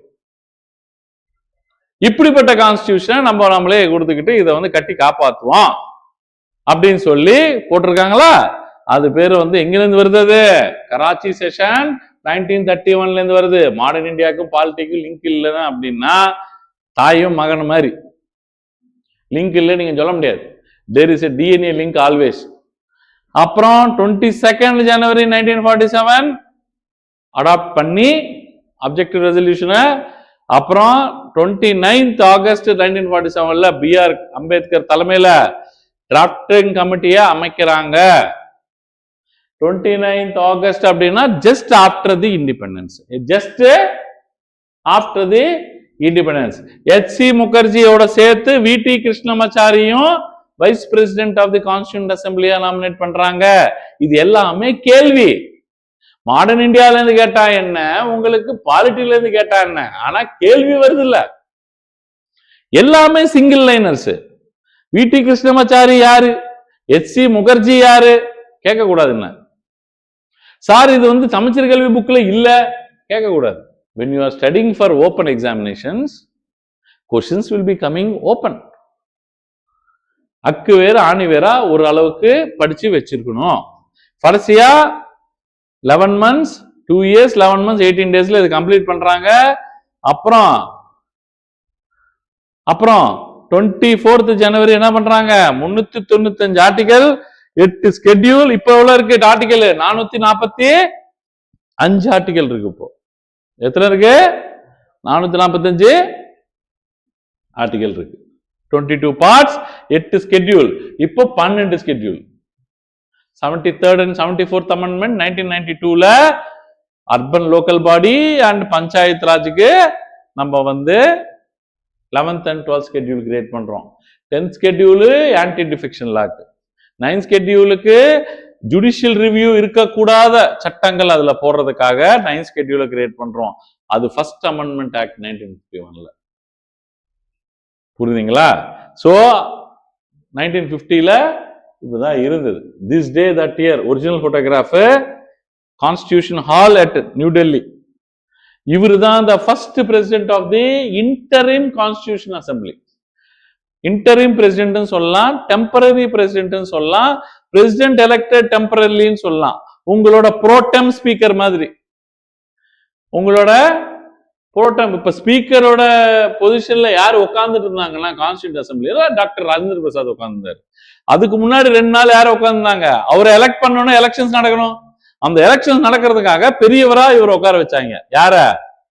doctor Satyanarayana Sinha. Is a பக்கா Bihari, well graduated person, and he has done so many reforms within the and established universities, colleges. ரொம்ப பெரிய ஆளு. Unfortunately 1950லே ஆளு இண்டிபெண்டன்ஸ் ரிப்பப்ளிக் டே அதை பார்த்துட்டு 2 மாசத்துல இறந்துட்டாரு. First parade பாக்குறாரு. ஃபர்ஸ்ட் பெரேட ரிப்பப்ளிக் டே பெரேட பாக்குறாரு. அத்தோட backup. He is born on 1871 in Buxar, Bihar. And இப்போ புக்சர் எங்க இருக்கு, வெஸ்ட் பெங்காலுக்கு போயிடுச்சு. புரியுதா? So primary education village school. And most important thingly is the first person who recommended telling that refer to different constitutions அப்படின்னு ஒரு idea கொடுக்கிறது doctor Satyanarayana Sinha. பல கான்ஸ்டிடியூஷன்ஸை பாருங்க, பார்த்துட்டு அதுல இருக்கிற பெஸ்ட் எலிமெண்ட்ஸை எடுத்துக்கோங்க. இன்னைக்கு சிங்கப்பூர் ஏன் இவ்வளவு பெஸ்டா இருக்கு அப்படின்னா, பெஸ்ட் எக்கனாமிக்ஸ் ஆஃப் தி வேர்ல்ட்ல இருக்கிற பெஸ்ட் பிராக்டிசஸ் எடுத்துக்கிட்டு அவங்க இம்ப்ளிமெண்ட் பண்ணாங்க. நம்மளும் பெஸ்ட் கான்ஸ்டிடியூஷனா வரணும்னா நீங்க பெஸ்ட் கான்ஸ்டிடியூஷன்ஸ் ஆஃப் தி வேர்ல்ட்ல பெஸ்ட் பிராக்டிசஸ் இருக்கும். யூஎஸ்ல இருக்கிற இண்டிபெண்டன்ட் ஜுடிஷியல் ரிவ்யூ, அயர்லாந்துல இருக்கிற டைரக்டிவ் பிரின்சிபல்ஸ், எமர்ஜென்சி ப்ரொவிஷன்ஸ் ஜெர்மனில இருந்து. ஜெர்மனில அராஜகமான நாடு சார், எதுவும் எடுத்துக்க கூடாதெல்லாம் சொல்லக்கூடாது. எமர்ஜென்சி ப்ரொவிஷன்ஸ் அவங்க கிட்ட தான் எடுத்துக்கணும். ஏன்னா ஹிட்லர் மாதிரி ரூல் பண்ணணும்னா, கண்ட்ரி ஃபுல்லா ஒருத்தனோட கண்ட்ரோலுக்கு வரணும்னா எமர்ஜென்சி ப்ரொவிஷன்ஸ் தேவை. National emergency, state emergency, president's rule, financial emergency, கம்ப்ளீட்டா சிங்கிள் அத்தாரிட்டி கிட்ட பவர் வேண்டிய சிச்சுவேஷன்ஸ் வரும். அப்பதான் அது யூஸ் ஆகும். ஆனா எப்பவுமே அப்படி இருந்தா அது கரெக்ட் இல்லை. புரியுதுங்களா? Emergency can be. இப்ப வார் வருது, அப்ப எமர்ஜென்சி டிக்ளேர் பண்றது தப்பு இல்லை. அதான் அவங்க சொல்ல வருது. புரியுதுங்களா? அப்ப ஸ்டேட்ஸ் இஷ்டத்துக்கு எல்லாம் ஆக்ட் பண்ணக்கூடாது. இப்போ தமிழ்நாடு மெரினா பீச்சில் வாரம் வரும்போது ஃபுல்லாக ஆர்மி இறங்கிடும். நம்ம ஸ்டேட் போலீஸ் போய் அங்கே போய் ஏங்க யாருங்க நீங்களாம் இங்கே வந்து தேவையில்லாமல் கூடியிருக்கீங்க, 10:30 மணி ஆச்சு கிளம்புங்க. நம்ம ஆளுங்க பழக்கத்தில் பீச்சில் 10:30 மணி ஆனால் ஏமா சிரிக்கிறீங்க? பார்த்துருக்கீங்களா அந்த போலீஸ் பண்ணுறது? எனக்கே 10:30 மணி பீச்சில் இருந்திருக்கீங்களா? 10-10:30க்கு அங்கே இருக்கிற சின்ன கான்ஸ்டேபிள்ஸ்லாம் வருவாங்க, பார்த்துருக்கீங்களா? கிளம்புங்கம்மா கிளம்புங்கன்னு துரத்திட்டு இருப்பாங்க, பார்த்தீங்களா? அப்படி நம்ம ஆர்மியை துரத்தலாங்கன்னு வச்சுக்கோங்களேன். என்னன்னா அது அர்த்தம் எமர்ஜென்சியில் இருக்குன்னு நம்ம ஆளுங்களுக்கு ஃபண்டமெண்டல்ஸ் கூட தெரியலன்னா நம்ம கிட்ட எந்த பவரும் இல்லை. எல்லாமே சென்ட்ரல் அத்தாரிட்டி யாரு? சென்ட்ரல் யூனியன் கவர்மெண்ட்டுக்கு போயிருச்சு அப்படின்றது அவங்களுக்கு தெரியல. நேஷனல் எமர்ஜென்சியில், வார்லைக் சுச்சுவேஷனில், எக்ஸ்டர்னல் அக்ரஷனில், இந்த மாதிரி சுச்சுவேஷனில் வந்து power will be transferred to the union. No states will have the power. Federalism will become unitarianism. Unitary கவர்மெண்டா மாறிடும். அதை பத்தி நம்ம கொஞ்ச நேரத்துல போவோம். அண்ட் சோ நைஸ் பர்சன் 1962ல ரிட்டையர் ஆயிடுவாரு. எப்பா சாமி எனக்கு வேணான்னு. The only president to hold the presidentship 2 times continuously. But ஆயிட்டு ரிட்டையர் ஆன ஒரு 2-3 monthsல இறந்துருவார். ஹெல்த் டோட்டலா டிட்டோரேட் ஆயிரும். ஏம்மா இந்த பார்ட்டி எப்பலேருந்துமா? சம்பாரன் தெரியுமா உங்களுக்கு? அகமதாபாத் சம்பாரன் மகாத்மா காந்திக்கு ஹெல்ப் பண்ணாரு ஒரு யங்ஸ்டரு. அந்த டைம் ஆளு அவர் எப்படிமா இருப்பார்? காந்தி போனதுக்கு அப்புறம் 16 வருஷம் இருந்தார். புரியுதுங்களா உங்களுக்கு? ராஜன் பாபு. என்ன Babu? Rajan Babu. And Champaran, you see here, Champaran satyagraha, doctor Rajendra Prasad. அதே மாதிரி அகமதாபாத் மில் ஸ்ட்ரைக்கு இதுலலாம் சர்தார் வல்லபாய் பட்டேலை மீட் பண்ணுவார். ஒரு 2 யங்ஸ்டர்ஸை மீட் பண்ணுவார். அவங்க 2 பேர் தான் ஆக்சுவலி பிரசிடென்ட்டும் பிரைம் மினிஸ்டரும் ஆகணும். ஒருத்தர் காந்தி காந்தி காந்தி நான் எப்படியா பிரைம் மினிஸ்டர் ஆனுங்காண்டி, இதெல்லாம் அவ்வளோதான் என் வாழ்க்கையே போச்சு காந்தின்னு கெஞ்சினதுனால பட்டேலோட கன்னத்தை பிடிச்சி 8 ஓட்டு வரணுமா மொத்தம். 8 ஓட்டும் பட்டேலுக்கு தான் வந்துச்சு. இவருக்கு 1 ஓட்டு வரல பிரைம் மினிஸ்டர் ஆகிறதுக்கு கான்ஸ்டியூண்ட் அசம்பிளியில். ஆனால் கன்னத்தை பிடிச்சி கெஞ்சி கூத்தாடி சரி நீ தான் பிரைம் மினிஸ்டர்னு சொல்லி தொலைச்சி பட்டேல் விட்டு கொடுத்தாரு. ஆக்சுவலி 2 பேர் அந்த சத்தியாகிரகாவில் மீட் பண்ணுறாரு. அவங்க 2 பேர் தான் ஆக்சுவலி நாட்டை ஆளணும். இவர் கைக்கு போனதால் தான் பாகிஸ்தானுக்கு இந்த நிலைமை. நம்மளுக்கு எதுவுமே டிசிஷன் எடுக்க மாட்டார் ஆள். பட்டேல் அவர் ஃபாரின் டூர் போகும்போது தான் ஆப்ரேஷன் போலோ, இந்த பக்கம் உட்காந்து ஜுனகடு, அந்த காஷ்மீர் மட்டும் இன்னும் கொஞ்ச நாள் அவர் ஏதாவது டூருக்கு போயிருந்தாருன்னா ஜவஹர்லால் நேரு அதையும் முடிச்சுட்ருப்பான். ப்ராப்ளம் அதான் நான் சொல்கிறேன். கான்ஸ்டியூஷனில் பிரைம் மினிஸ்டர் இருக்காரு. பிரைம் மினிஸ்டருக்கு சில ஃபங்க்ஷன்ஸ் கொடுத்தாங்க. ஆனால் அந்த பிரைம் மினிஸ்டருக்கு பாலிட்டி தெரில, ராஜ நீதி இல்லை, 7 அங்காஸ் ஆஃப் சாணக்கியா தியரியை ஃபாலோ பண்ணல. சப்தாங்கா தியரி புரியலையா உங்களுக்கு? ராஜநீதி ரொம்ப இம்பார்ட்டன்ட், பாலிட்டிக்ஸ் ரொம்ப இம்பார்ட்டன்ட். நாளைக்கு நீங்க சீஃப் செக்ரட்டரி ஆனீங்கன்னா எல்லா ஐஏஎஸ் ஆஃபீஸரும் ஏமாத்துவான், எல்லாம் டிஜிபி ஏமாத்துவான், எல்லாம் ஏடிஜிபி ஏமாத்துவான், பல கவர்மெண்ட்ல இருக்கிற செக்ரட்டரிஸ் ஏமாத்துவாங்க, ஏன் மினிஸ்டர்ஸ் ஏமாத்துவாங்க. ஆனா நீங்க தான் kingpin of the state, chief secretary, next to CM. இத்தனை பேர் ஏமாத்தும் போது நான் கான்ஸ்டிடியூஷன்ல இருந்து பண்ணுவேன்னு நீங்க சொன்னீங்கன்னா வச்சு செஞ்சுட்டு போயிடுவாங்க.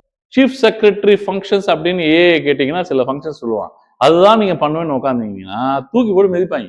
So if you want to survive in your job you should know polity, not only constitution. Not only constitution. புரியுதா? இன்னைக்கு ஐஏஎஸ் ஆஃபீஸர் ஆனீங்கன்னா there is a chance you will become chief secretary. If you have age you will become cabinet secretary also, prime minister cabinet secretary. புரியலையாமா? அங்க உட்காந்துக்கிட்டு கான்ஸ்டியூஷன்லாம் படிக்க time இருக்காதுமா. ராஜநீதிலாம் வராது, அது இங்கிலேருந்து வராதது, 5ல் வராதது, 50ல் வராது. இவரோட ஸ்பெஷாலிட்டி என்ன ராஜேந்திர பிரசாத்தை பத்தி பாத்தீங்கன்னா 1931லயும் 1942லயும் குவிட் இண்டியா மூவ்மெண்ட்லயும் சரி, சிவில் டிசிப்ளின்ஸ் மூவ்மெண்ட்லயும் சரி 2 வாட்டி அவர் ஜெயிலுக்கு போயிருக்கு.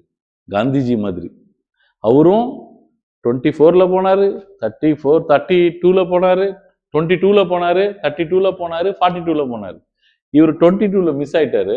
ஆனால் அப்போ சின்ன பையன்ல, யங்ஸ்டர். ஆனால் 31 வந்து கரெக்டாக பிடிச்சார் பஸ்ஸை, civil disciplines movement.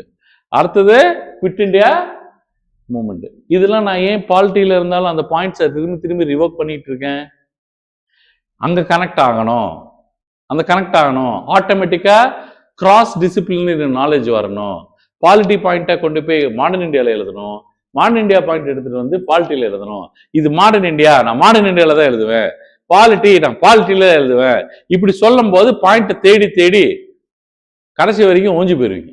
8 திக்கஜாஸ், 8 Ratna's, 8 Navaratnas அப்படின்வாங்கல்ல, 9 ரத்னங்கள். அதுல நம்மளுக்கான 8 ரத்னங்கள் தான். அந்த ரத்னங்கள் யாரு? இதுதான் அந்த B.R. அம்பேத்கரோட ஸ்டேட்மெண்ட்.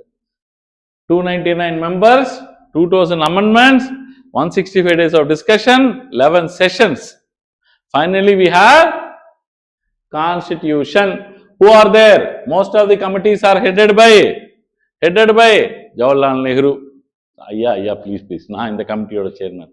இது சப்ஜெக்டே தெரியாது, நீ என்னதான் பண்ண போற. ஆனால் நான் தான் சேர்மன். நிறைய கமிட்டிக்கு சேர்மன்னா நான் தான் பிரைம் மினிஸ்டர் அப்படின்றது அவரோட ஹோல்டு. புரியுதுங்களா உங்களுக்கு? ஸ்டீரிங் கமிட்டி இதெல்லாம் இவர், டிராஃப்டிங் கமிட்டிக்கு மட்டும் இவர்.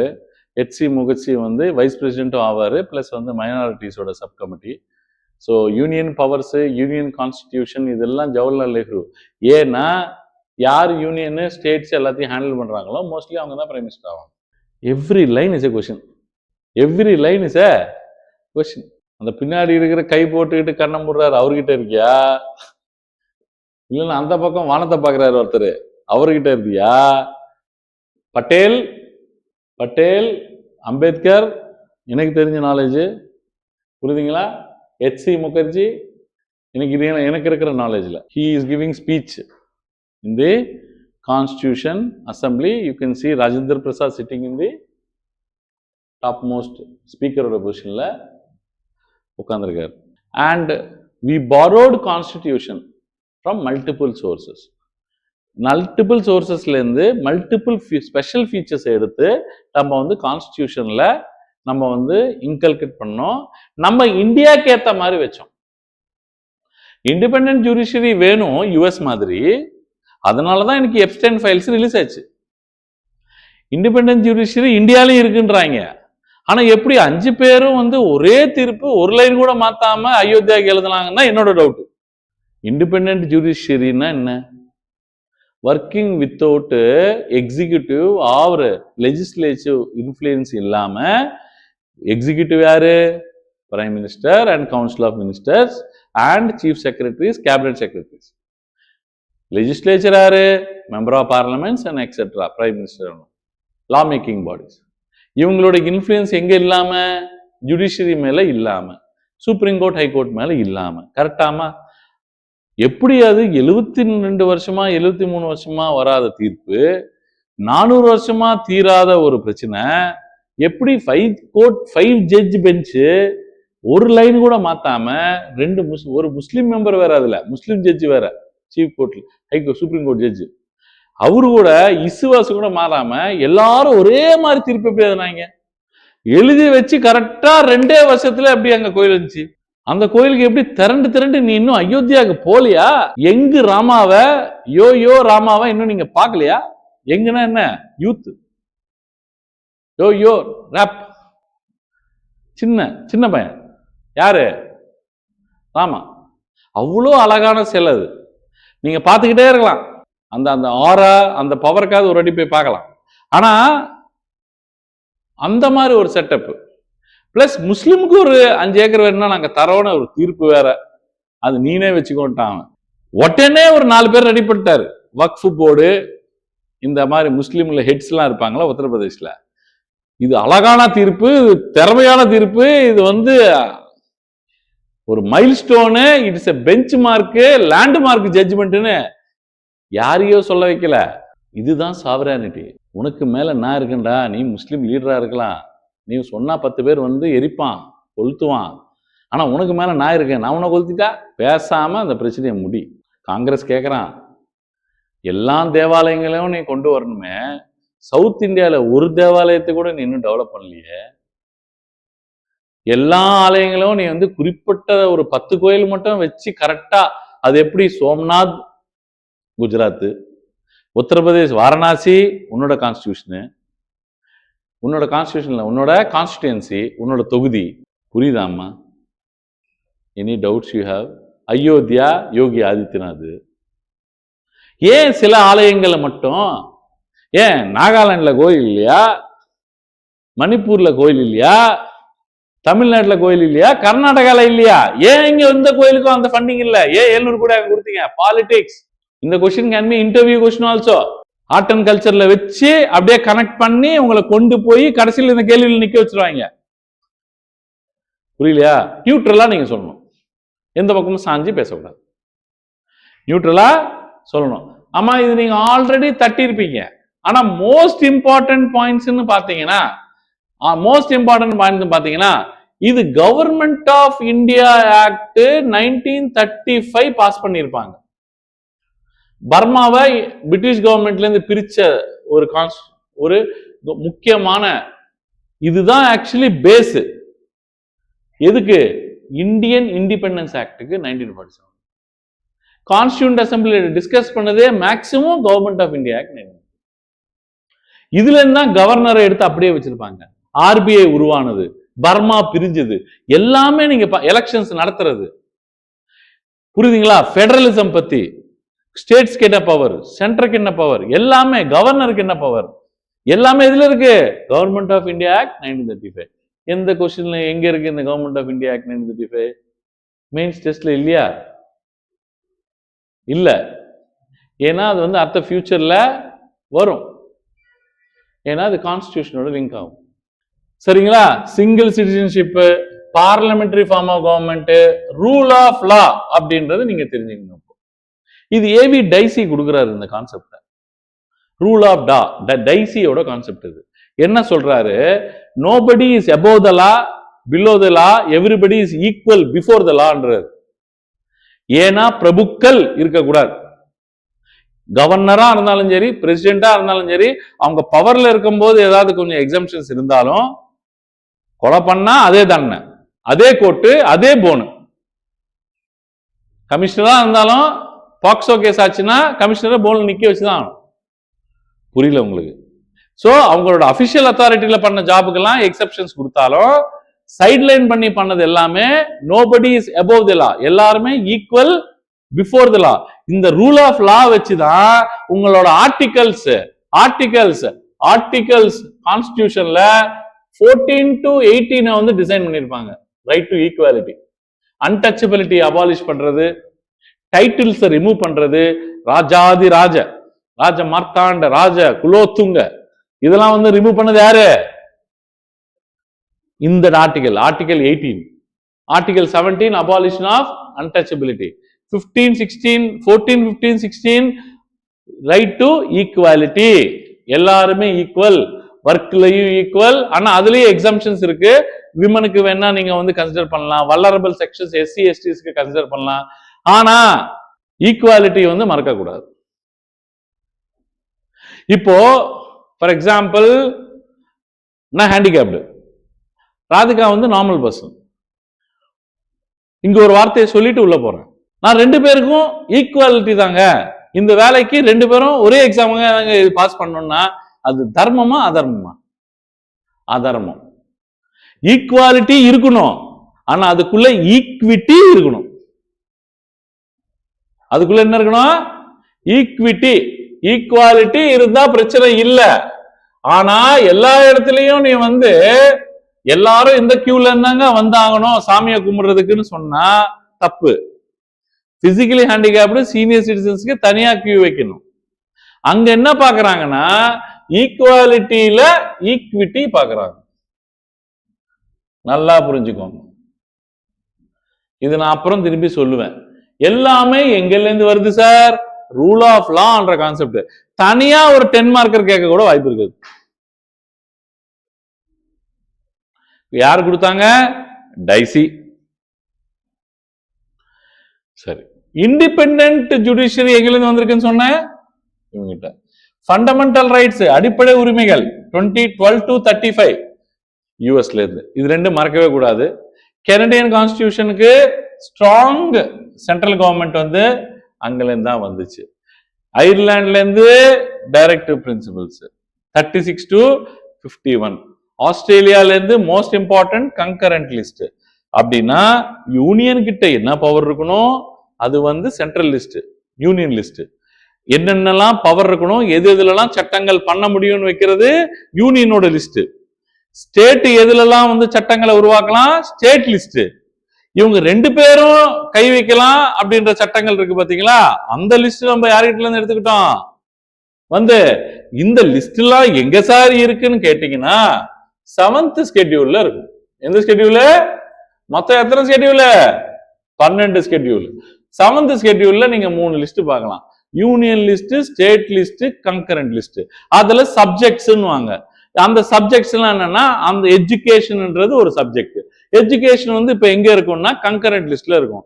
ஸ்டேட் வேணும்னா ஸ்டேட் பாஸ் பண்ணிக்கலாம், யூனியன்னா யூனியன் பாஸ் பண்ணலாம். ஆனா ஸ்டேட் பாஸ் பண்ணதுக்கு அப்புறம் யூனியன் பாஸ் பண்ணுச்சுன்னா ஸ்டேட் பவரை யூனியன் வந்து ஓவர் ரைட் பண்ணிடும். எப்பவுமே யூனியன் தான் அல்டிமேட் பவர். புரிஞ்சுதாமா? வைமர் கான்ஸ்டிடியூஷன்ல இருந்து, வைமர்னா யாரு? வைமர்ன்றது ஒரு பிளேஸ், எங்க? ஜெர்மனில. அவங்களோட கான்ஸ்டிடியூஷன் அங்கதான் இருக்கு. சரிங்களா? இந்த கான்ஸ்டிடியூஷன், பெர்லின்ல இருக்கிற கான்ஸ்டிடியூஷன் அவங்க ஃபார்ம் பண்ணது எமர்ஜென்சி ப்ரொவிஷன்ஸ். ஆர்டிகல் 352ல இருந்து ஆர்டிகல் 360 வரைக்கும் கான்ஸ்டிடியூஷன்ல வரதெல்லாம் இங்கல இருந்து. சோவியட்ல இருந்து socialism, 5 year plans, planning commission. இப்ப அது இல்ல. 12th 5 year பிளானோட close. எப்படி 2013ல இருந்து இந்தியா பாகிஸ்தான் மேட்ச் க்ளோஸோ, இவங்க வந்து 70 வருஷம் 60 வருஷமா ஃபாலோ பண்ற 5 year plan, planning commission, planning கமிஷனோட சேர்மேனு, புரியுதுங்களா? மோன்டேங் சிங் அலுவாலியா, மன்மோகன் சிங், இந்த கான்செப்ட் எல்லாத்தையும் தூக்கி பொட்டி கட்டிட்டாங்க. அதை தூக்கி என்ன மாத்திட்டாங்க இப்போ? அது புது பேர் என்ன? நீதி ஆயோக். நீதி ஆயோக் ஒரு டம்மி போஸ்ட் ஆக்கிட்டாங்க. அது வந்து ஃபண்டமெண்டல் டியூட்டிஸ் வந்து எமர்ஜென்சி டைம்ல 1976 42nd அமெண்ட்மெண்ட் ஆக்ட்ல கொண்டு வருவாங்க இந்திரா காந்தி. எமர்ஜென்சி பீரியட்ல இந்த இந்திரா காந்தி வந்து என்ன பண்ணிருப்பாங்க, உங்களுக்கு ஃபண்டமெண்டல் ரைட்ஸ் கொடுக்கப்பட்டிருக்கு, அடிப்படை உரிமைகள் கொடுக்கப்பட்டிருக்கு. ஆனா அடிப்படை உரிமைகள் வந்து எமர்ஜென்சி டைம்ல அது பறிக்கப்படும். ஃப்ரீடம் ஆஃப் பிரஸ் எல்லாம் இருக்காது, ஃப்ரீடம் ஆஃப் ஸ்பீச் எல்லாம் இருக்காது, ஃப்ரீடம் ஆஃப் மூவ்மெண்ட் எல்லாம் இருக்காது. ஆர்டிகல் 19 வச்சு செய்வாங்க. புரியுதுங்களா உங்களுக்கு? சோ அடிப்படை உரிமைகள் எல்லாம் உங்களுக்கு பறிச்சாலும், நான் எமர்ஜென்சி பீரியட்ல நாடு இப்ப கஷ்டத்துல இருக்கு, நீங்க செய்ய வேண்டிய உரிமைகள் நான் தரலன்றத ஒரே காரணத்துக்காக உங்களோட அடிப்படை கடமைகளை நீங்க மறக்க கூடாது அப்படின்னு சொல்லி அப்படியே ரஷ்யன் கான்ஸ்டிடியூஷன் லைட்டா படிச்சு டக்குன்னு கொண்டு வந்து என்னது ஃபண்டமெண்டல் டியூட்டிஸ் 51A அப்படின்னு ஒரு புது ஆர்டிகலை கிரியேட் பண்ணி, கேபிட்டல் A கிரியேட் பண்ணி ஒரு 10 டியூட்டியா போடுறாங்க. 11வது டியூட்டி 86th அமெண்ட்மெண்ட் ஆக்ட் 2002ல ரைட் டு எஜுகேஷன்ல இருக்கிற ஆர்டிகல் 6 to 14ல வந்து என்னடா பண்றதுன்னு யோசிக்கும் போது கொண்டு போய், சார் ஃபண்டமெண்டல் டியூட்டி எப்பவுமே காலியா தான் சார் இருக்கும், நம்பர் 11 ஒன்னு போட்டு அங்க ஃபில்அப் பண்ணிடலாம் சார் அப்படின்னு சொல்லியிருக்காங்க. இப்ப நான் சொன்னது புரியலன்னா திரும்பி ஓட்டி பாருங்க. கான்ஸ்டிடியூஷன் என்ன, கான்ஸ்டிடியூஷனலிசம் என்ன, கான்ஸ்டிடியூஷனல் மொராலிட்டினா என்ன, ஏவி டைசியோட ரூல் ஆஃப் லா என்ன, இதை மட்டும் நோட் பண்ணிக்கோங்க. இது எழுத வைக்கணுன்றதுக்காக எழுத வைக்கிறேன். எப்படியோ வீடியோ பார்த்தா தெரிய போகுது, ஆனா எழுத வைக்கணும். கான்ஸ்டிடியூஷன்னா எந்தெந்த இன்ஸ்டிடியூஷன், எந்தெந்த ஆர்கனைசேஷன் என்னென்ன பவர் இருக்குன்னு சொல்றது, அதுக்கு உயிர் இருக்காது. கான்ஸ்டிடியூஷனலிசம்னா உயிர் இருக்கும். ஹியூமன் ஒன்றும் இல்லை, ஹியூமனிட்டி, இமோஷன், அந்த மாதிரி. கான்ஸ்டிடியூஷன்ஸ் வந்து எந்த காரணத்தை கொண்டும் இந்த கான்ஸ்டிடியூஷனை மிஸ்யூஸ் ஆகாத மாதிரி செக்ஸ் அண்ட் பேலன்சஸ். அப்படின்னா என்ன அர்த்தம்? கவர்னர் வந்து என்ன வேணாலும் ஆர்டினன்ஸ் பாஸ் பண்ணலாம். அது பாஸ் பண்ணதுக்கு அப்புறம் நீங்க வந்து அசம்பிளி வந்து 6 வாரத்துக்குள்ள அது வந்து ராட்டிஃபை, அது அப்ரூவ் பண்ணலன்னா கவர்னரோட ஆர்டினன்ஸ் என்ன ஆகும்? இன்வேலிட் ஆயிரும். அதெல்லாம் செக்கு. இல்லைன்னா கவர்னர் ஆர்டினன்ஸா பாஸ் பண்ணினே இருப்பார். ஸ்டேட் அசம்பிளிக்கு மரியாதையே இருக்காது. புரியலையா? இதுதான் பவர் லிமிடேஷன்ஸ். ஒருத்தருக்கும் பவர் கொடுக்கப்பட்டிருக்கு, அந்த பவருக்கு செக் வைக்கப்பட்டது. அந்த செக்கை கரெக்டா வைக்கல, அது செக்கை கரெக்டா அமல்படுத்தல அப்படின்னா கான்ஸ்டிடியூஷனலிசம் இல்ல, கான்ஸ்டிடியூஷன் இருக்கு. இதுதான் பிரச்சனை. பிரான்ஸ் இது அதுக்கு அவங்களுக்கு கான்ஸ்டிடியூஷனலிசம் இல்லாதனாலதான் கான்ஸ்டிடியூஷனே மாத்திக்கிட்டு இருக்காங்க. ஹியூமனிட்டி இல்லைன்னா ஹியூமன்ஸ் எப்படி அழிஞ்சிருவாங்களோ, கான்ஸ்டிடியூஷனலிசம் இல்லைன்னா கான்ஸ்டிடியூஷன் அழிஞ்சிரும். புரியல? கான்ஸ்டிடியூஷனல் மொராலிட்டி அப்படின்னா இன்னொரு வாட்டி கான்ஸ்டிடியூஷன் பொழைக்கணும் அப்படின்னா கான்ஸ்டிடியூஷனலிசம் இருக்கணும்னு சொன்னேன். செக்ஸ் அண்ட் பேலன்சஸ் இருக்கணும்னு. அந்த செக்ஸ் அண்ட் பேலன்சஸ் எதுக்கு மேல இருக்கணும்? சர்வாதிகாரத்தை நோக்கி போக கூடாது, எப்பவுமே ஜனநாயகத்தை நோக்கி போகணும். அந்த ஜனநாயகம் எதை பத்தி போகணும்? ஃப்ரீடம் ஃபைட்டர்ஸ் எவ்வளவு கஷ்டப்பட்டு எத்தனை வெடிகுண்டு எல்லாம் வந்து போய் எத்தனை குண்டுகள் அவங்க நெஞ்சுக்குள்ள போய் எத்தனை சத்தியாகிரகம் பண்ணி வந்திருக்கோம். அதை நீங்க சாதாரணமாக அசால்ட்டாக எடுத்துக்கிட்டு அதை விட்டுட்டீங்கன்னா நீங்க அந்த மொராலிட்டியை ஃபாலோ பண்ணலன்னு அர்த்தம். அவங்களோட மொராலிட்டி என்ன வேல்யூஸ் என்ன ஒரு அடிப்படை விழுவைகள். அந்த விழுவைகள் என்னன்னு பாத்தீங்கன்னா லிபர்ட்டி, எல்லாருக்கும் சுதந்திரம் இருக்கணும், ஜஸ்டிஸ், எக்கனாமிக் ஜஸ்டிஸ் இருக்கணும், சோசியல் ஜஸ்டிஸ் இருக்கணும், பொலிட்டிக்கல் ஜஸ்டிஸ் இருக்கணும். எக்கனாமிக் ஜஸ்டிஸ்னா என்ன? நான் ஃபார்வர்டு கேட்டகரி, நான் ஜெனரல் கேட்டகரி, ஆனா எனக்கு திங்கிறதுக்கு சோறு இல்ல, நான் வேலைக்கு போனா என்ன ரிஜெக்ட் பண்றாங்க, நான் ரிசர்வேஷன் இல்லைன்னு. நான் ஒரு ஜாபுக்கு அப்ளை பண்ணா, ஒரு எக்ஸாமுக்கு அப்ளை பண்ணா நான் ஜெனரல் கேட்டகரின்னு வேலை கிடைக்க மாட்டேங்குது. அதனாலதான் எக்கனாமிக்கலி வீக்கர் செக்ஷன்ஸ் இடபிள்யூஎஸ் ஒன்னு கிரியேட் பண்ணாங்க ஜெனரல் கேட்டகரியில. அதுதான் நான் சொல்றேன், ஈக்விட்டி இன் ஈக்வாலிட்டி, மொராலிட்டி, தர்மம். சோறுக்கு இல்லாதவன் ஜெனரல் கேட்டகரியா இருந்தா என்னம்மா? சோறு இல்லைன்னு தெரிஞ்சு போச்சுன்னா ஜெனரல் கேட்டகரி இல்ல, ஃபர்ஸ்ட் அவன் ஹியூமன். அவன் பிறந்தது பிராமண பிறவில இருந்திருந்தாலும் அவருக்கு சோறு இல்லை. இன்னைக்கு அவங்க அப்பா அம்மாவுக்கு சோறு இல்ல, நீ அவனை போயிட்டு ஜெனரல் கேட்டகரியில போட்டு அவனுக்கு கடைசி வரைக்கும் வேலை கொடுக்கலன்னா எஸ்சிஸ், எஸ்டிஸ், பிசிஸ் எழுப்புற ப்ராசஸ்ல ஜெனரல் கேட்டகரி எஸ்சிஸ், எஸ்டிஸ் லெவலுக்கு போயிருவாங்க, எஸ்சிஸ், எஸ்டிஸ், பிசிஸ் ஜெனரல் கேட்டகரிக்கு வந்துருவாங்க. புரியுதுங்களா உங்களுக்கு? என்ன பண்ணணுமோ அது தொலைஞ்சிரும். கடைசியில இந்த ரூல் ஆஃப் லா அப்படின்னா என்ன அர்த்தம்? Arbitrary power. பிடிச்ச மாதிரி எல்லாம் பண்ணக்கூடாது. கான்ஸ்டிடியூஷன் என்ன சொல்லியிருக்கோ அதான் பண்ணணும். ஈக்குவாலிட்டி பிஃபோர் லா, எல்லாருமே ஈக்குவல். கடைசியில இண்டிவிஜுவல் லிபர்ட்டி. ஒருத்த ஓட்டு போடணும்னா போடுவான். அந்த ஊர்ல ஒரே வீடு தான் இருக்கு, மிச்சம் எல்லாருமே ஊரை விட்டு போயிட்டாங்க. எலெக்ஷன் கமிஷன் இவிஎம் பாக்ஸ் எடுத்துக்கிட்டு மேல ஏறணும் 10 கிலோமீட்டர் ஏறி அந்த ஆளுகிட்ட என்ன பண்ணணும்? ஓட்டு வாங்கணும். அவன் வரமாட்டான். பண்ணிருக்காங்க லாஸ்ட் எலெக்ஷன்ல. எலெக்ஷன் கமிஷன் ரிமோட்டஸ்ட் வில்லேஜ்ல ஒரே ஒரு வீடு இருந்தா அந்த பெரியவர்கிட்ட ஓட்டு வாங்குறதுக்கு போயிருக்கு. ஜப்பான்ல ஒரு பெண்ணு மணி 10ஆம் கிளாஸ் வரைக்கும் படிக்கிற வரைக்கும் அந்த ஸ்டேஷன்ல ஏறுற ஒரே ஒரு ஆளு அந்த பொண்ணு தான் ஸ்கூலுக்கு. அந்த ஒரு பொண்ணுக்கு 6 வருஷம் ரயில் ரன் பண்ணாங்க. இதுதான் எக்கனாமிக் ஜஸ்டிஸ். ஜஸ்டிஸ்னா என்ன? நீதி, பொருளாதார நீதியை கொடுக்கறதுனா இதுதான். அந்த பொண்ணுக்கு அந்த ரயில் ரன் பண்ணல அப்படின்னா அவ எப்படி போயிருப்பா? செலவு பண்ணி போயிருப்பா. அந்த பொண்ணு படிப்பு முடிக்கிற வரைக்கும் ரயில் நிறுத்தலாம். Social justice, economic justice, political justice, fraternity, எல்லாருமே அக்கா தங்கச்சி மாதிரி, தம்பிங்கள மாதிரி, அண்ணாங்கள மாதிரி என்ற ஃபீலிங் எப்ப வரும்? சோறு இருக்கு, சாப்பாடு இருக்கு, எஜுகேஷன் இருக்கு, கம்பெனி இருக்கு, வேலை வாய்ப்பு இருக்கு, நான் எங்கேயுமே போக தேவையில்ல, எதை பத்தி யோசிக்க தேவையில்ல. பக்கத்து வீட்டுக்கார முஸ்லீமா இருந்தா என்ன, சிக்கா இருந்தா என்ன, இதெல்லாம் இல்லாதப்பதான் அவன் வீட்டுல யோசிப்பான். டேய் கண்டிப்பா இவன் முஸ்லீம்டா, ஹவாலா படத்தை வச்சுதான் இவன் வாழ்றான். இப்படி எல்லாம் நினைக்கிற மக்கள் இருக்காங்க இந்தியால. ஹைதராபாத்ல பாகிஸ்தானுக்கு சப்போர்ட் பண்றவங்க பாதி பேர் இருக்காங்கடா. லக்னோ சிட்டி ஆஃப் நவாப்ஸ் சொல்லுவாங்க, உத்தரப்பிரதேஷ் கேபிட்டல. அந்த சிட்டி ஆஃப் நவாப்ஸ் பாத்தீங்கன்னா பார்த்தோன்னா இப்போ கூட அவங்க பங்களாதேஷுக்கும் பாகிஸ்தானுக்கு தான்டா மேட்ச் வந்துச்சுன்னா சப்போர்ட் பண்ணுவாங்க. நீங்க பார்த்தீங்களா அவங்கள போய்? இது அவங்க கேள்விப்பட்டால் எவ்வளோ அசிங்கமாக இருக்கும். 1-2 பேர் இருக்க தான் செய்வாங்க. ஆனால் அவங்க இந்தியன்ஸ்ன்னு மறந்துட்டோம்னா அது எவ்வளோ கேவலம். அது அழகாக காட்டியிருப்பாம்மா இந்த படத்தில். சில ஸ்கூல்ஸில் ஏலேருந்து எஃப் வரைக்கும் செக்ஷன்ஸ் திருத்திருக்காங்கம்மா. எஃப்னா பெஸ்ட் செக்ஷனா எப்படி சைக்காலஜிக்கலாக வச்சுருக்காங்க பாருங்க. எஃப்னா லோயர் கிரேடில், ஆனால் எஃப்னா இருக்குன்னா ஏ செக்ஷனில் இருந்தால் புவர் பீப்புள்.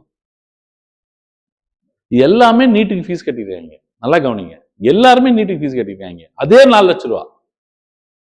படிக்காதனால இவன் ஏல இருக்கான், அவன் படிச்சு அந்த நோட்டீஸ் போர்டில் போடுறதுக்காக அவன் எஃப்ல போட்டிருக்காங்க.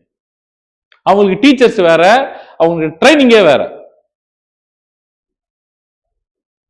இதுல ஒண்ணு ஃபாலோ பண்ணல. இந்த பிரின்சிபல்ஸ்ல ஒண்ணு ஃபாலோ பண்ணல அவங்க. ஈக்குவாலிட்டி இல்ல, ஆர்பிட்ரியா டிசிஷன் எடுக்கிறது. ஆர்பிட்ரியா என்ன, எப்படி இருக்கணும் ஸ்கூலு, நியூட்ரலிட்டியை பத்தி சொல்லி தரணும். ஆர்பிட்ரினா என்ன, ஏதோ ஒரு வேலை அந்த சமயத்துக்கு என்ன தோணுதோ அது பண்றது, அதான் ஆர்பிட்ரி. ஃபிக்ஸ்டு ரூல் அர்த்தம். ஆர்பிட்ரரி பண்றது அப்படின்னா ஸ்டடியா பண்ணாததுக்கு ஆப்போசிட். மூணாவது என்ன, இண்டிவிஜுவல் லிபர்ட்டி எங்க இருக்கு? நான் நீட் படிக்கணும்னு நினைக்கிறேன், நான் டவுட் கேட்கணும்னு நினைக்கிறேன், எனக்கு கொடுத்த டீச்சர் குவாலிட்டி கம்மி, அங்க இருக்கிற டீச்சர் குவாலிட்டி அதிகம். ஆக்சுவலி நியாய பிரகாரம் ஏ செக்ஷன்ல தான் அது நல்ல டீச்சரா போடணும், எஃப் செக்ஷன்ல கம்மியான டீச்சரா போடணும். என்ன நடக்குதுங்க? நல்லா கவனிங்கம்மா. You can think like a collector only if you know polity, not constitution. Understand this. ஒரு ஸ்கூலுக்கு போறீங்க, நீங்க தான் டிஸ்ட்ரிக்ட் கலெக்டர். ஒரு கம்ப்ளைண்ட் வருது ஒரு பேரண்ட் கிட்ட இருந்து, இந்த மாதிரி டிஸ்கிரிமினேஷன் காட்டுறாங்க சார்னு. உங்களுக்கு இந்த பிரின்சிபல்ஸ் தெரியல அப்படின்னா அதோட வேல்யூ தெரியாது. புரியலையா? டிஸ்ட்ரிக்ட் கலெக்டர்னு ஃபர்ஸ்ட் உங்களை தான் சீஃப் கெஸ்டா போடுவான் அந்த ஸ்கூல்காரன். நாளைக்கு இந்த பிரச்சனை வரும் தெரியும். அதே நாமக்கல் பக்கம்லாம் போயிட்டீங்கன்னா எல்லா ஸ்கூலும் கூப்பிட ஆரம்பிச்சிருவான். ஏன்னா எப்ப சூசைட் வரப்போகுதுன்னு தெரியாது. ராசிபுரம் ஸ்கூல்ஸ்ல எப்போ சூசைட் ஆக போகுதுன்னு தெரியாது. அதை மறைக்கணும்ல. கலெக்டர் தானே investigation, RDO investigation, DSP investigation எல்லாரோட வந்து கலெக்டரோட ஃபைனல் அத்தாரிட்டி. லா அண்ட் ஆர்டரோட ஹெட் ஒரு டிஸ்ட்ரிக்ட்டுக்கு யாரு? கலெக்டர். எஸ்பி வந்து கிரைமுக்கு தான் ஹெட். லா அண்ட் ஆர்டருக்கு யாரு ஹெட்? கலெக்டர் தான். புரியுதா? இன்னும் இங்கிட்ட பாலிட்டி கத்துக்கும் போது நான் கான்ஸ்டிடியூஷன் தான் கத்துக்கிறேன்னு சொன்னா வராது, இம்ப்ளிமெண்ட் ஆகாது. இப்ப ஜென்மத்துல இந்த 4 பிரின்சிபல் மறக்காது உங்களுக்கு. இதை கொண்டு போய் நீங்க பல ஆன்சர்ஸ்ல இந்த வேர்ட்ஸை யூஸ் பண்ணுவீங்க. நிரப்ப தெரியல உங்களுக்கு, டக்குன்னு ரைட் டு ஈக்குவாலிட்டி எழுதிட்டு இருக்கீங்க. இது ஏவி டைசியோட right to equality, equality before law. Fundamental rights எழுதும் போது அங்கேயும் அதை எழுதுவீங்க. ஆர்டிகல் 14 to 18 எழுதும் போது எழுதுவீங்க. கான்ஸ்டிடியூஷனல் கவர்மெண்ட் என்ன, நான் கான்ஸ்டிடியூஷனல் கவர்மெண்ட் என்னன்றது அடுத்த செஷன்ல பார்ப்போம். இன்னைக்கு நான் இன்ட்ரோடக்ஷன் கொடுத்து நிறுத்திடணும்னு நினைச்சேன். சரிங்களா? இவ்வளவு கூட எடுக்கக்கூடாதுன்னு நினைச்சேன். ஸோ இன்ட்ரோடக்ஷன் கொடுத்துட்டு நிறுத்திடணும்னு நினைச்சேன். நெக்ஸ்ட் செஷன் ஒரு நம்ம will talk only about most of the points in constitution. 80%, 20% will talk polity. நான் சொல்றது உங்களுக்கு புரியணும் அப்படின்னா சமச்சீர் கல்வி புக்ஸ் 6 to 10th படிக்கணும். என்சிஆர்டிஸ் 6 to 10th படிக்கணும். சிவிக்ஸ் டெமோக்ராட்டிக் பாலிட்டிக்ஸ்ன்னு போட்டிருப்பான் புக்கு. நீங்க இது படிச்சுட்டு வந்தீங்கன்னா நான் பேசுறது புரியும். Bless you have to study news papers. இல்லைன்னா உங்களுக்கு கான்ஸ்டிடியூஷன் புரியும், பாலிட்டி புரியாது. ஆக்சுவலி உங்க சிலபஸ் இந்தியன் பாலிட்டி, கான்ஸ்டிடியூஷன் இல்லை. தேங்க்யூ.